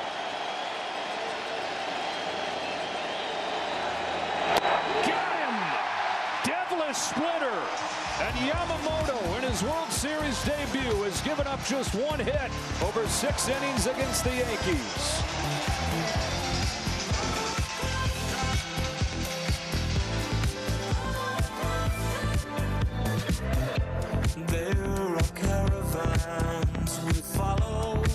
Home runs. The Dodgers have a 4-1 lead here in Game 2 of the World Series. Kike Hernandez leads off the bottom of the 6th. 6, 7, and 8 for LA against Tim Hill. Lefty's first pitch is swatted to center field, and 1 pitch, 1 out. You know, the Dodgers, John, led the majors with 98 wins this season, but so many injuries they had to navigate through, the pressure that the Padres put on them throughout. And so, like they haven't been in recent seasons, pushed to the brink this year. And we followed them this entire run from the start of the postseason. And they've talked about the edge and the intensity that they've developed from that. And I think we saw it last night, kind of a snapshot of who they've become. Yeah, and again, it's too easy to gloss over what their roster is and their payroll is, but that isn't the issue now. The issue was they were facing a lot of criticism that is off the charts for an organization that has won a lot of games in the regular season, and all of a sudden it became like, well, the Padres are better. And I think it's easy to say, well, we don't really care, but I think they rallied together and made it internal, and they said, let's just block out the noise and let's each play for each other. That doesn't happen on a lot of teams. It's an easy statement to say, but it doesn't happen. And Dave Roberts, he's seen it in action now. You talked about players only trip, players only dinner, players only this. They're on a mission now. Another 0-2 to Muncy, taken high. Yeah, the whole thing seems to kind of galvanize them. Or from the outside, you roll your eyes at anything underdog related when it comes to the Dodgers or either one of these teams. But that's sort of the identity that they've manufactured internally. And again, they'll pop up to third for Chisholm. It's because of what they haven't done in people's eyes and their expectation. And they won the World Series in the COVID year, and that was nice, and it was great, and they dominated the short season. But they want to win a World Series in the 162 year, when they're expected to, when everybody knows out of spring training they're the team to beat. Well, Dave Roberts asked the crowd during the championship series celebration who wants a parade, because they couldn't have one of those in 2020, trying to throw their first one since 1988. We got another pitching change here in Game 2.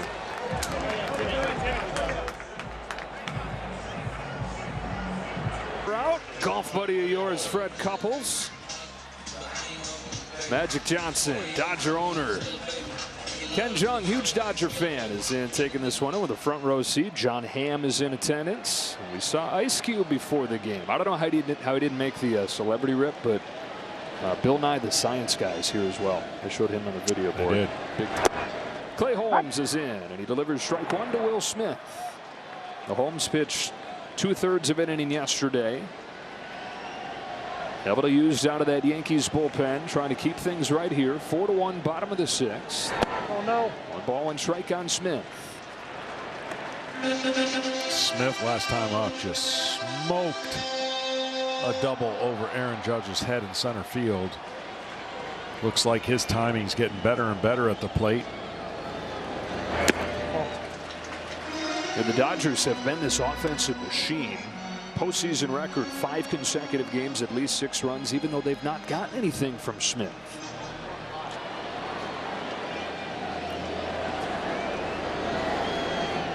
Still, though, John, seems like the kind of guy that even when he's not showing up in the box score, he's finding a way to help you win games, like the sac fly last night. Absolutely. I mean, he's playing a premier position, obviously catching all those pitchers and navigating them through the game, and then delivering some clutch RBIs. Oh. Dodgers signed him to a long-term deal this spring.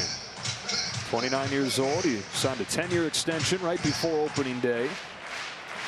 6 seasons in the big leagues. Bat has always been there. The defense has grown. They've raved about the way he's handled the staff through this postseason, which has been a load with all the different pitchers they've had to use. Bouncing ball to third for Jazz Chisholm. And the Yankees bullpen with a scoreless 6th inning. Into the late innings we go. The Yankees offense trying to find it late. We're back after word from your local Fox station.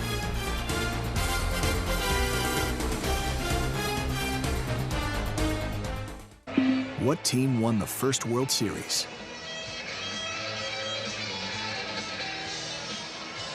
Back at Dodger Stadium, it is 4-1. Dodgers in front as we go to the 7th inning, and Giancarlo Stanton leads off. Yamamoto stays in. He had not pitched into the 6th inning since he last faced the Yankees on June 7th. Now here he is into the 7th. This is probably going to be just the one hitter with the run of left-handers coming up after Stanton. Yeah, but he's done a great job, even despite it. Not too many of that. Not too many swings and misses. So only one hit, and making a lot of great pitches against the Yankees lineup. Here's his 1-1 to Stanton. Hit hard but foul. Some guys just have that pulse, and that was one of the things the Dodgers have talked about with Yamamoto. It's one of the things that they leaned on when they looked at giving him all that money. How he had performed on the biggest stage in Japan. And after getting punched in the face in his first start in the postseason in the big leagues, he has responded in a big way. Bond is ready to take over for him. Yamamoto trying to finish his night with a flurry. His 1-2 pitch.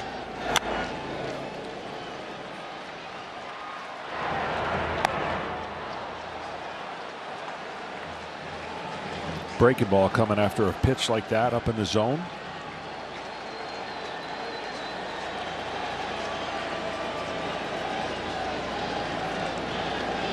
One, two. Another fastball, and it's fouled again.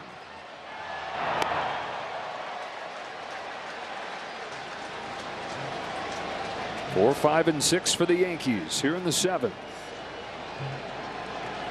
Another 1-2 from Yamamoto. Left over the plate, poked into shallow right. Hernandez is there. One gone in the 7th. Dave Roberts looking around, talking to his bench coach Danny Lehman, and now here he comes.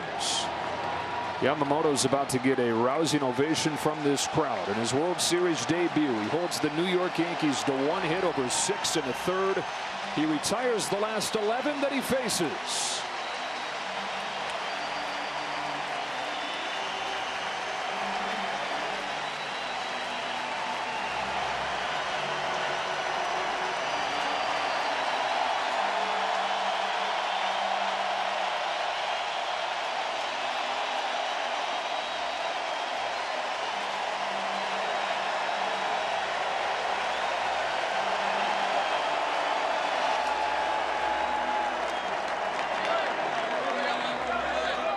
Performance from Yamamoto. Absolutely dominant, and he did it in a way that he established his fastball, got it going, and then when he got it going, that splitter became more and more devastating, and a lot of outs on that pitch. And now into the stretch of this Yankees order, John, where 5 of the next 7 hitters are left-handers. So Anthony Bond is deployed, same part of the order that he faced off with last night, and the Yankees got to him.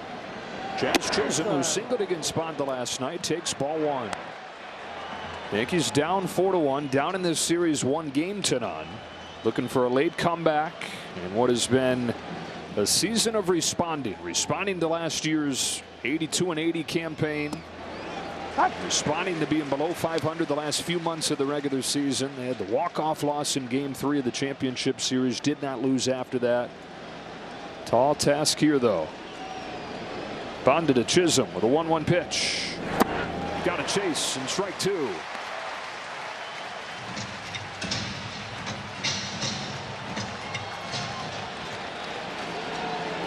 such late break and so deceiving the way he delivers it and slings it against left-handers. It's just hard to pick up that spin.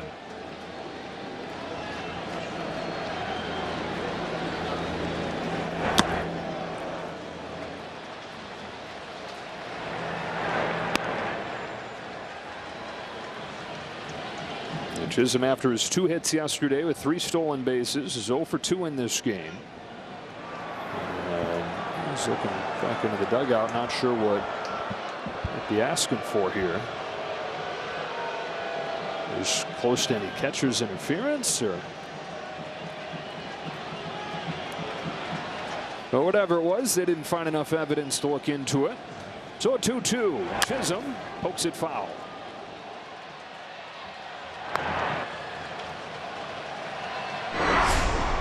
For Anthony Banda, what a journey this has been. Thought he was finished in baseball last year. He's been with 10 different organizations. Career year with the Dodgers, pitching in the World Series. And inducing this weak fly ball to left center field for Teoscar Hernandez. 2 out in the 7th. Well, here's the job that Yamamoto did, and what he did again is establish that splitter. He had the secondary pitches working, and he was awesome. Similar to the game he pitched in New York. And this is a happy day. Did you say afternoon? Happy afternoon? Late morning. Late morning. Breakfast in baseball. Strike 1 on Rizzo. You know you're pitching well when they're wearing 18 jerseys instead of 17 in Japan. They're stealing some of Ohtani's fans. Yamamoto Day. Most watched game in history in Japan was his start against Yu Darvish, where he pitched 5 scoreless innings in the division series clincher. And you could hear it from these fans at Dodger Stadium, wrapping their arms around the rookie from Japan as he walks off of the field with one of his finest, but certainly his most important start yet. 1-1 to Rizzo. 1 ball, 2 strikes.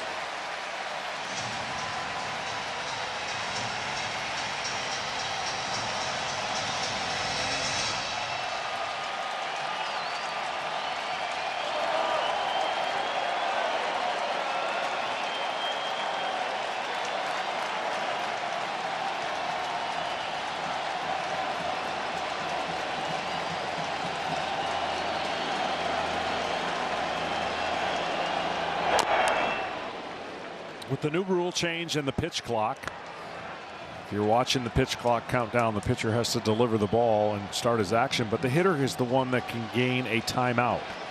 Pitcher's not granted a timeout, so the hitter gets 1 per at bat. Just gets this off. Oh no. Rizzo lays off.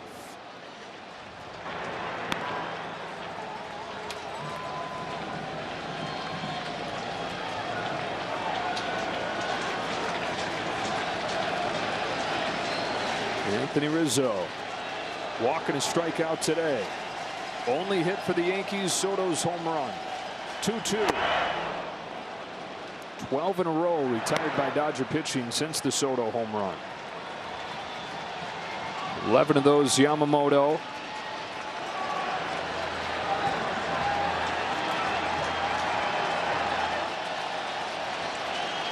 Payoff. And it hit him. Did he swing? No. Asking if there was a swing, no swing. And Anthony Rizzo has gotten hit by more pitches than any player in baseball since he broke in. And remember, he's dealing with those 2 broken fingers. So anytime you get a pitch up high like that, especially in his case right now, you're like, oh boy, where exactly did that get him? Yeah, you don't want to get hit, but he doesn't mind getting hit. And that's why he has so many. And they wanted to make sure that didn't hit the bat. But yesterday, if you missed it on the bunt attempt, he was inside. He was all the way to the almost home plate, so he's got a lot of fearlessness. Yeah. Ball on Volpe. Yankees hoping that this could be something for him right here. The 2-out hit by pitch for Rizzo. Ball 1 on Volpe. And we get a quick word from Capital One. What's been the highlight of your career? And that'd have to be bank guy. I've always been passionate about no fees or minimums on checking accounts. What's in your wallet? This time of year, John, especially when you're looking for any semblance of offense, this has to feel like the start of a rally if you're the Yankees. Yeah, unfortunately it's with 2 outs, but they watched the Dodgers do it with 2 outs. So anytime you can win an at-bat and keep passing on the baton and create stress for the other team, that's a good thing. 1-1 on Volpe. The one right-handed hitter that they'll have in the stretch here against Bonda.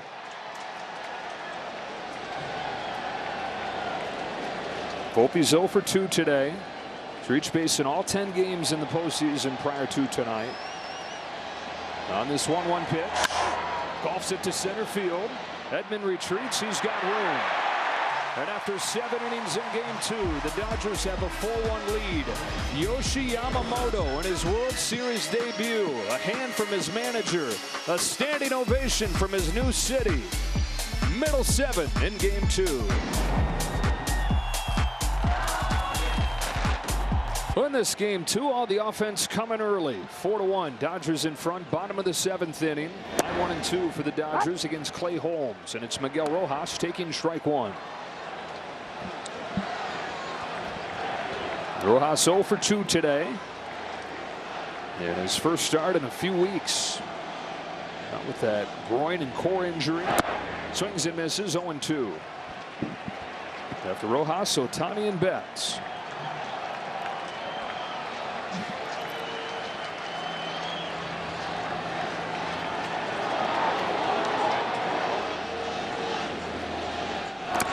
As great as this crowd has been, and they have been great all postseason, obviously anticipating what their team has made them feel good about. It's going to be really, really loud in New York. I would anticipate New York has been waiting for this for a long time. So even if the Yankees don't come back and win this game,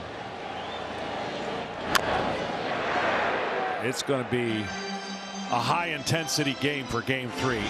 And pretty much a must win, but not an elimination game, of course.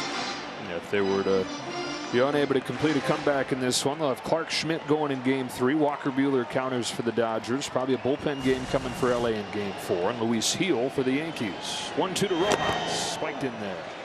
To the first World Series games at Yankee Stadium since 2009. Yankees have snapped their pennant drought and trying to snap the championship drought. For an organization that has 27 world championships, 15 years feels like an eternity.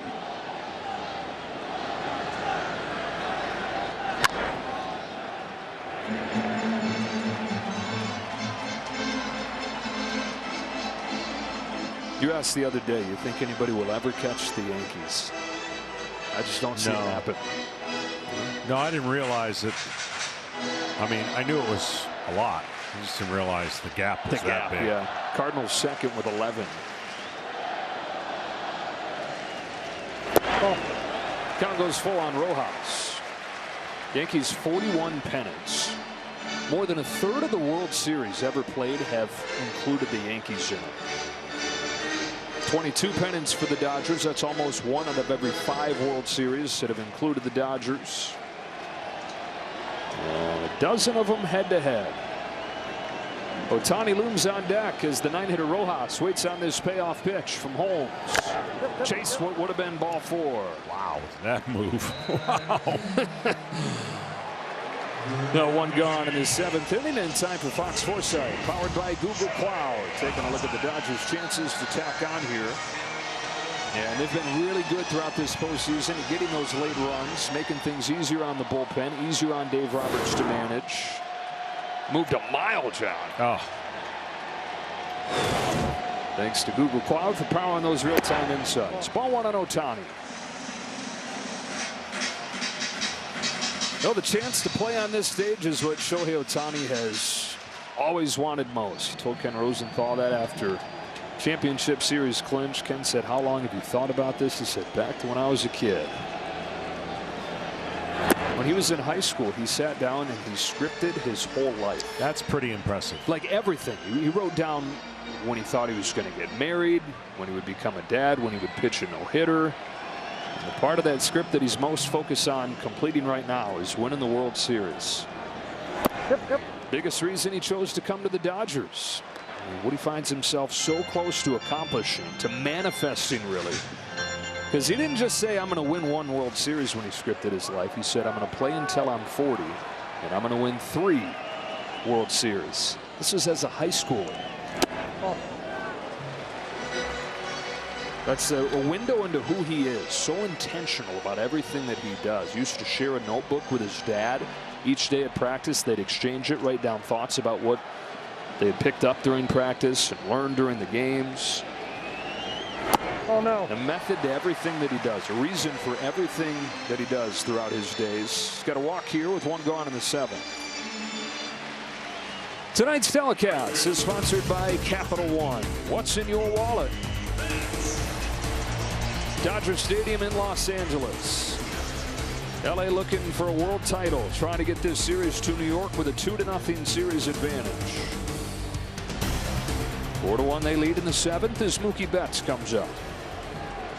And he has looked good at the plate, Mookie Betts.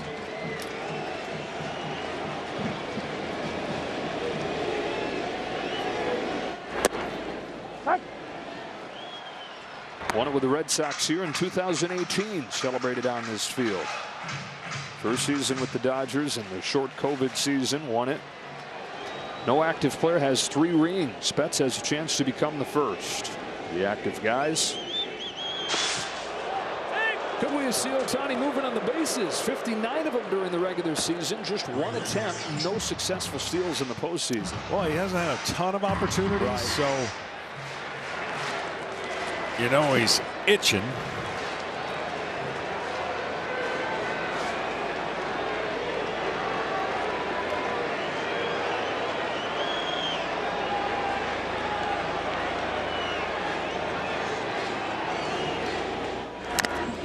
Going 2 on Betts.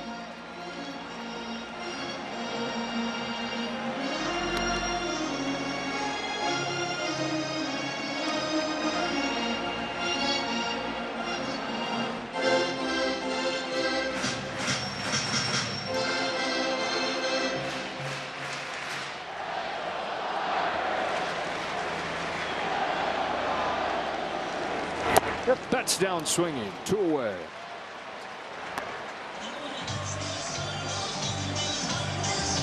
That brings up Teoscar Hernandez. So it's 59 stolen bases we're talking about. Never seen anything like it. Probably not going to see it again. You can't imagine him doing anything like that when he goes back to pitching. Just extraordinary. But he finds another way to push the limits. I mean, it is. I mean, the argument goes right out the window. Can a DH win the MVP? There he goes. Throw down is in time, and he's 0 for 2 in stolen base attempts in this postseason. And he's in some pain.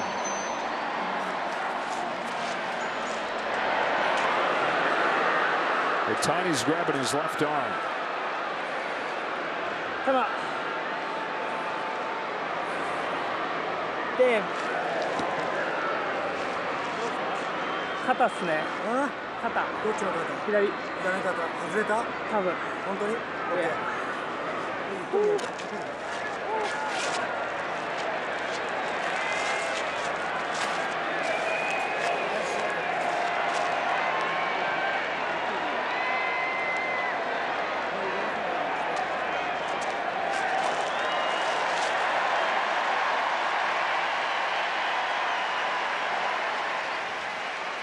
Well, that is not a good sign. You watch him put his left arm down, and it either is jammed his shoulder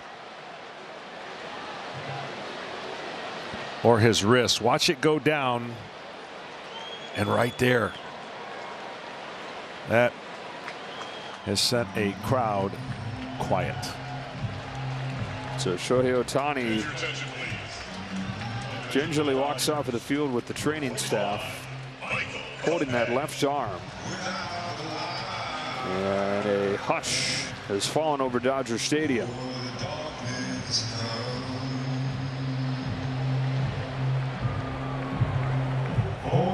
In this World Series, like a dark cloud has fallen over Dodger Stadium. Just a hush over this place. Shohei Ohtani appears to injure his left arm, left shoulder. Michael Kopech's on to pitch the 8th inning for LA. Austin Wells leads off, takes high, 2 balls and no strikes.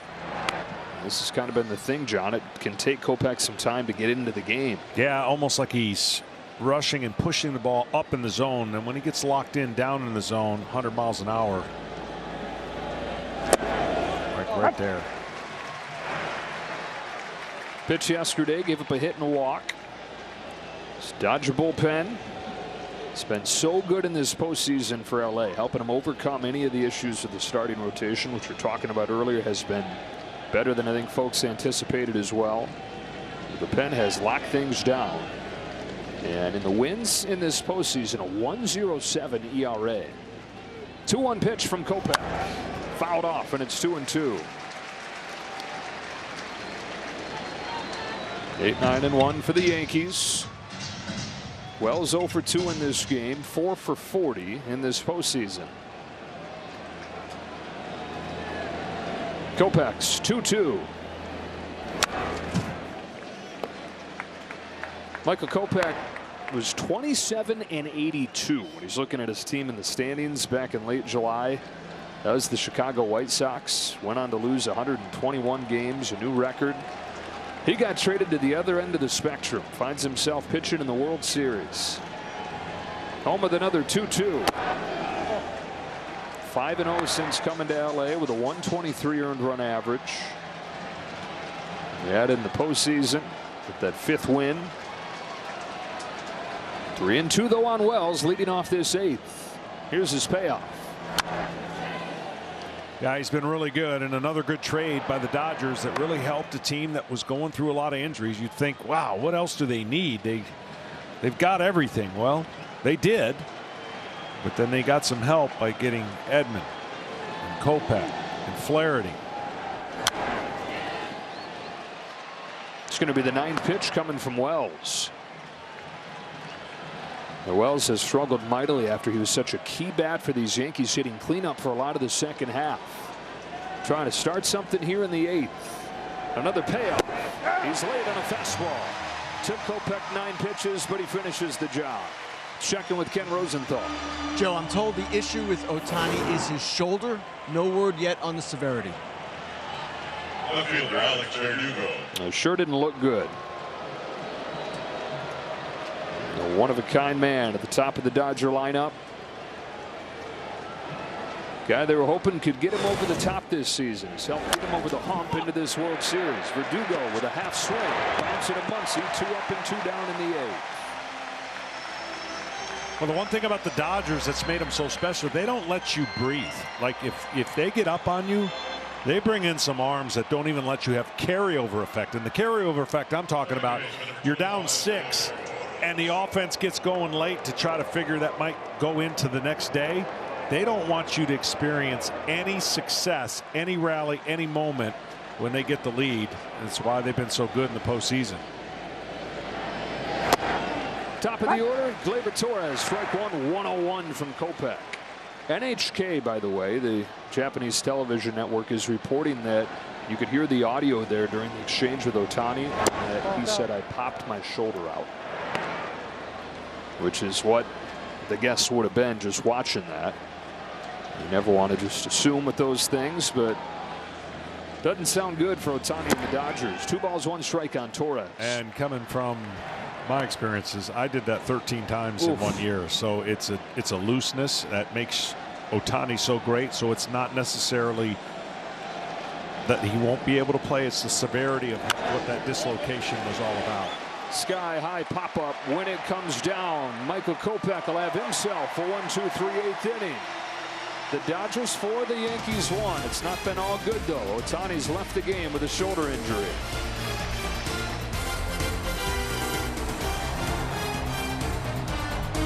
Hurricane relief by donating $25,000 for every home run during the World Series. Dodgers have 3 of those in tonight's game.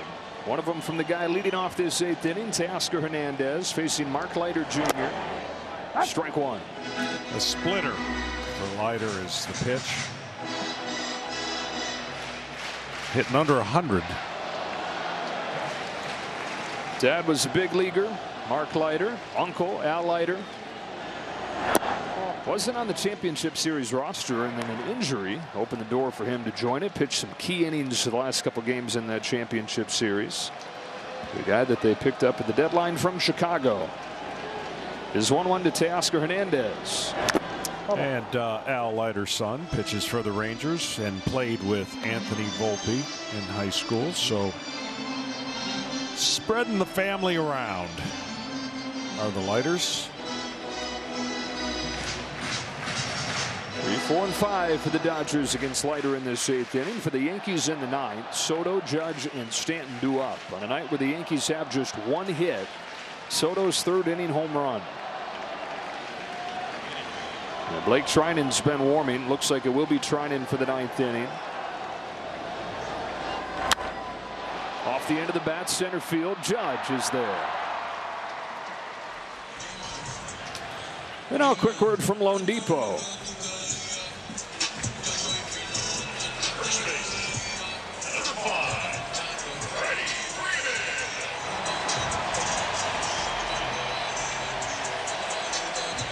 Freddie Freeman with 1 away in the 8th.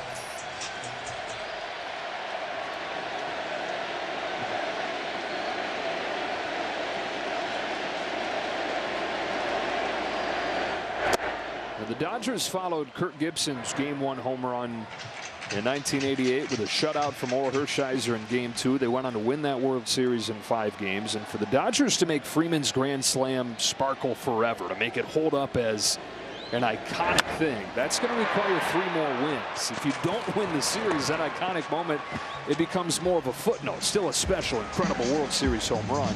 For it to really shine forever, it'll require 3 more wins from the Dodgers. Well, they're on a roll, obviously, and they're in good shape tonight with 1 more inning to go. There's a little bit of with Ohtani, unfortunately, and seeing how that shakes out for the rest of the series. But it's almost, again, the narrative of the Dodgers year. And just when they would get that next injury, somebody else would step up and pick up the slack and find a way. So we'll see how this game and that stolen base in that inning shakes out the rest of the series. Tommy Edman, 2 out of 3. A couple more extra base hits.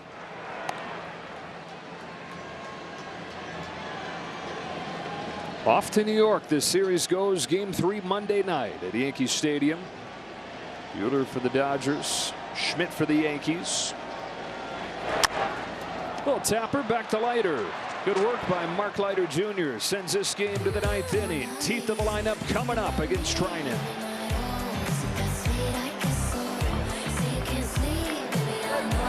Make-A-Wish Foundation, whose wish was to go to the World Series, are treated to a one-of-a-kind VIP experience. Since 2000, Major League Baseball's granted more than 100 wishes to attend the All-Star Game and World Series. Here we go to the 9th inning. Juan Soto leads off against Blake Trinan.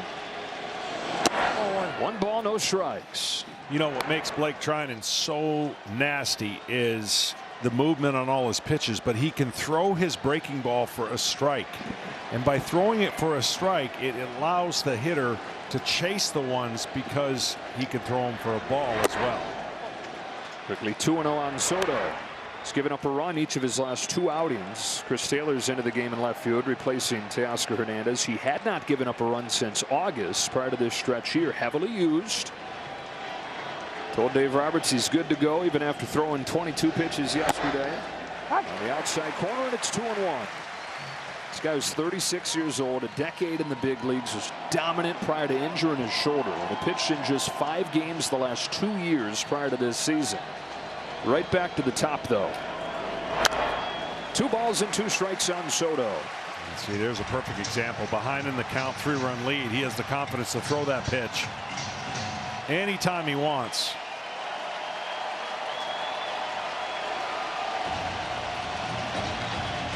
Big hitters for the Yankees here in the 9th. Judge and Stanton to follow. Trinan's 2-2. Count is full on Soto. He's the only hit of this game for New York. Soto shot back in the 3rd inning. Yankees have never been 1 hit in the World Series. And if this holds, there's never been a World Series where the only hit was a home run. The payoff. Soto drills a high line into right field, bets his back and watches it dent the wall. Soto starts the ninth with a base hit. He's got both hits for the Yankees, and he looks into that dugout and says, let's go. Down to their last 3 outs. Sinker up a little bit in the zone, and top spin is the only thing that kept this from going out of the park.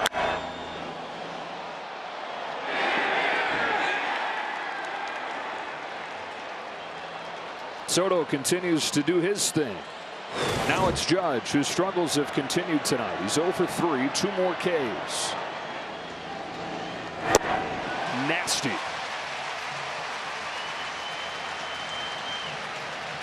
Remember, Aaron Boone told us a couple hours before the game that, you know, the struggles have been clear, but he really liked how Judge looked against Trinan last night. Faces him again here and finds himself in an 0-2 hole. Well, again, it's not that easy when you're struggling to stay on the ball to center field to right center. But when you're that big and you're trying to get the barrel of the bat, you get underneath and you start pulling your left shoulder towards left field. As a hitter, it's never good when you're missing breaking balls that break away from the barrel of your bat.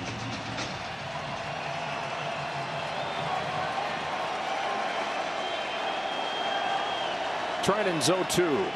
Judge watches one that's overthrown to the backstop, and Soto's to second.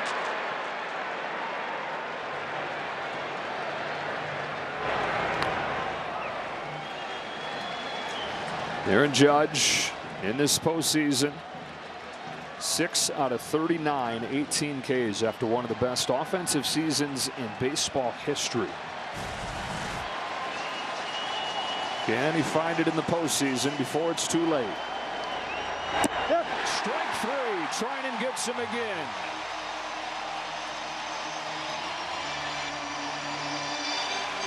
You watch this front hip. Watch the front hip if we get it in the screen. It's going the wrong way. And when it gets open too quick, and you see that belt buckle, you have nothing to stay back. And he's reaching and trying to feel for the baseball. Stanton, ball 1. Yankees trying to get the tying run to the plate, have a shot here in the 9th inning. Stanton's 0 for 3. Chisholm waits on deck. A home run in 4 consecutive games for Stanton coming in. Lays off, ball 2.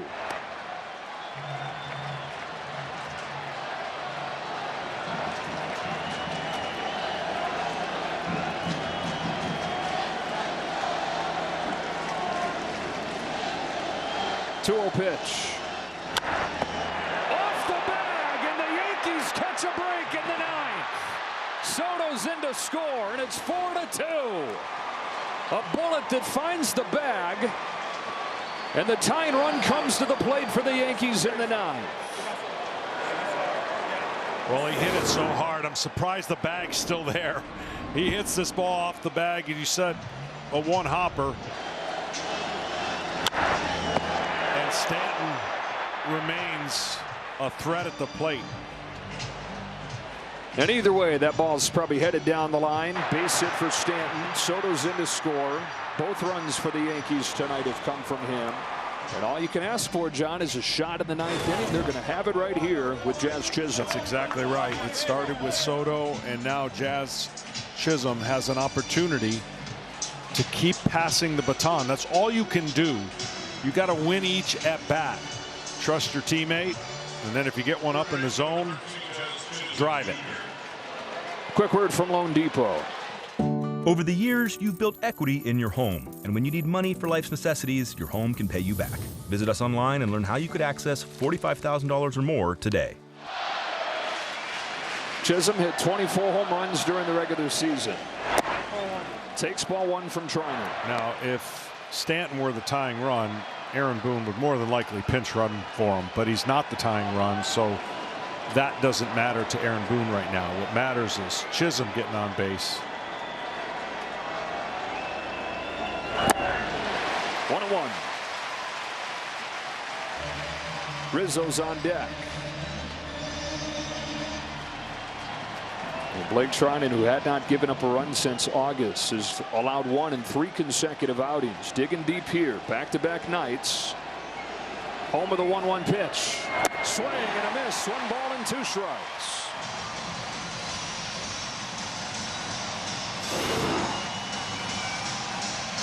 It's just so much late break. The hitter thinks he's going to hit it out front, and the ball is so beneath the barrel. Time taken by Chisholm. The Yankees have made noise late throughout this postseason against one of the best bullpens in baseball. Did it in the championship series in Cleveland. Trying to do it against Treinen, who fires 1-2. Late swing. That is the ultimate protection swing to stay alive.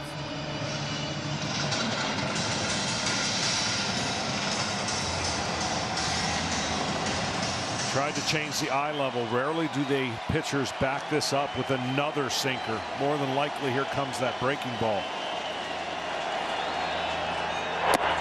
It was, and he took it. 2-2.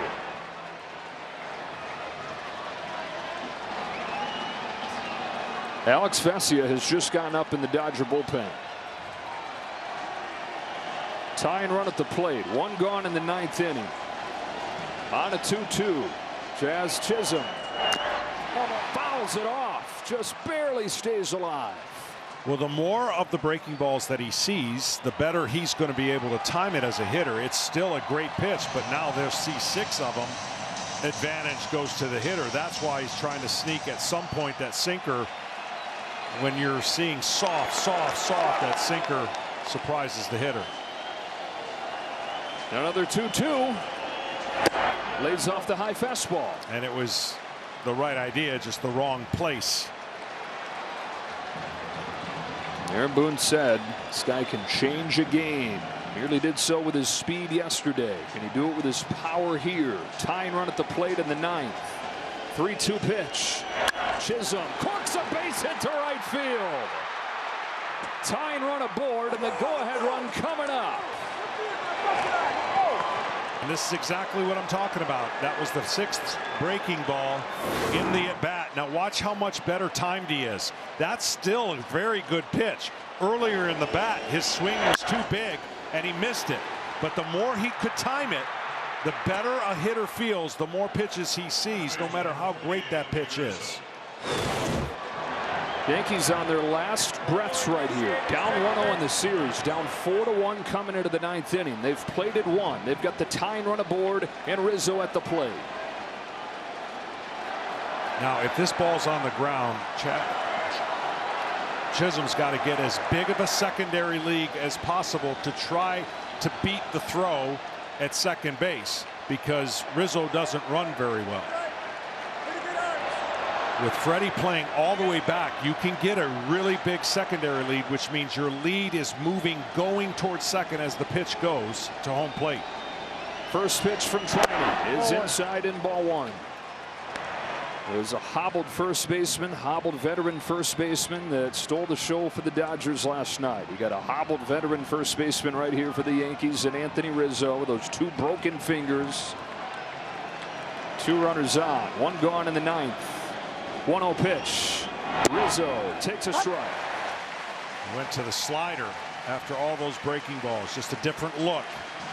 Tighter break.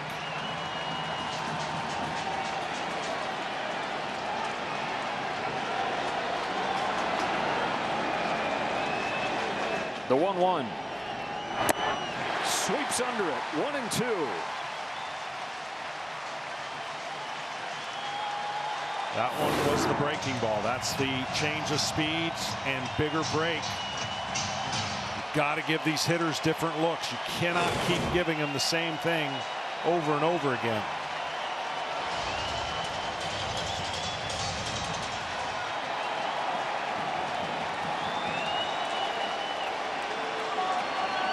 Three hits in the inning for the Yankees. 2 on, 1 out. 1-2 pitch. Count evens up. Now, when Rizzo was locked in most of his career, he would choke up on the bat, which he's doing. He's tight on the plate. He dares the pitcher to throw the ball inside and try to lock him up. That's why he has so many hit batsmen. He will take the outside pitch of a pitcher and make it look down the middle. He's so on top of the plate.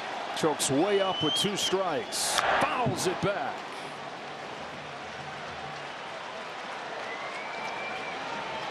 Basically what he's saying is he will take his chances that a pitcher can't paint inside corner 3 times on him.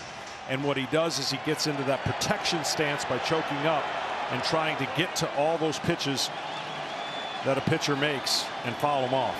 Another 2-2. Rizzo got hit, and the bases are loaded. There you go. That's what he does. That's an element of his game that makes him so dangerous, because a pitcher has to get in there, but you got to be really good. And watch him just turn almost right into it. Second time he's been hit today. 224th time he's been hit in his career. That's more than anybody in baseball over the last decade. Now here's the key for Volpe. He has been really bad on breaking balls. Can he go up there and sit on one and again think center to right center? If he does that, he will get a hit. If he doesn't, he will pull off of it, either hit a ground ball to short or swing and miss. Yankees have loaded the bases. A run in the bank in this 9th inning. They pinch run with Oswaldo Cabrera for Rizzo. He represents the go-ahead run. Stanton's at third, Chisholm's at second, the tying run. Outfield arms for the Dodgers, none of them great. Taylor, Edmund, Betts left to right. Such a big moment for a kid growing up in New York, replacing Derek Jeter. This is a Derek Jeter moment right now for the New York Yankees. Bases loaded, 9th inning. Anthony Volpe swings and misses, and that's what you're afraid if you're a Yankee fan that he'll fall into. Yeah, he's been too big a swing, pulling off that pitch, cannot hit it with that approach. And it's easier said than done. I'm not trying to say that hitting a baseball and a breaking ball is that easy, but if you don't have the right approach, mechanically, you give yourself very little chance to hit it.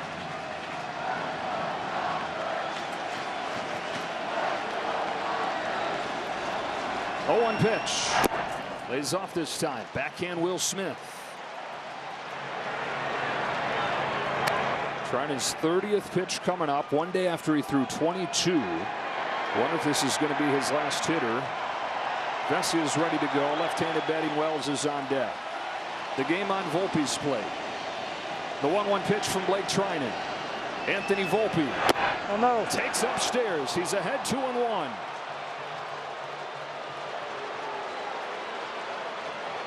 You think of the pressure this kid has faced from the start. First-round draft pick, local kid, all those Jeter comparisons, nothing has rattled him. The 23-year-old Anthony Volpe on a 2-1 pitch. Waits on it and fouls it off, 2-2. That was the closest one with the way that he swings that he had a chance to hit right there. That pitch is over the center of the plate, and see that tilt? And everybody who's ever been in the box knows you only get a few chances to get a mistake like that with the bases loaded. 2-2. Just stays alive following that breaking ball off.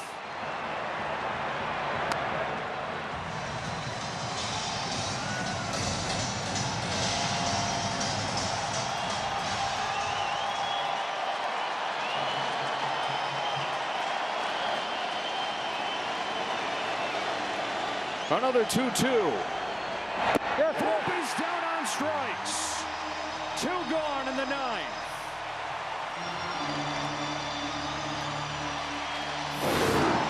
Front side completely gone, and at that point so committed that there is no chance. That pitch was way outside, but to Anthony Volpe it looked like it was going to be there for the longest time. Blake Trinan gives him everything that he can, unloading the tank, and Dave Roberts is going to go to Alex Vesia, looking for the 27th out of this game and looking for a 2-0 series lead. Bases loaded in the 9th inning, game 2 of the World Series. Part in a special World Series play ball event in Inglewood this morning, led by MLB Play Ball Ambassador Coach Ballgame. Go to playball.org to learn more. You might have seen right before we went to break, in the shadows of the lights turned off, Jose Trevino emerged from that Yankees dugout out of the dark right into the spotlight with the bases loaded in the 9th inning, and Alex Vesia is on to face him. Well, for Trevino, what a big moment. And Vesia, the same thing. Trevino against left-handers struggles against the curveball, likes the slider better than the curveball, and doesn't like the four-seam fastball. Pinch hitting for Austin Wells. Bases loaded, 2 gone. Trevino lifts a fly ball to center field. Tommy Edman is there, and the Dodgers lead this World Series 2-0.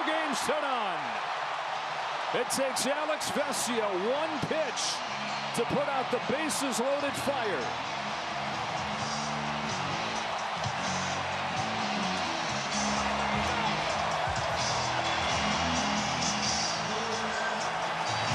What's so interesting, 1 pitch last night with the bases loaded ended way different. 1 pitch tonight with the bases loaded ended in a good way for the Dodgers. As Jose Trevino flies out to center field, Yoshinobu Yamamoto wins Game 2 of the World Series, pitching into the 7th inning. And Alex Vesia throws 1 pitch to get the save, the first one in his postseason career. And the Dodgers will try to continue the trend of teams going up 2-0, going on to win the World Series more than 80% of the time. Tension throughout, right down to this final pitch. Well, he got a good pitch to hit, and at first it looked like maybe he had driven it. But can you imagine coming off the bench? Bases loaded, 2 outs. Having to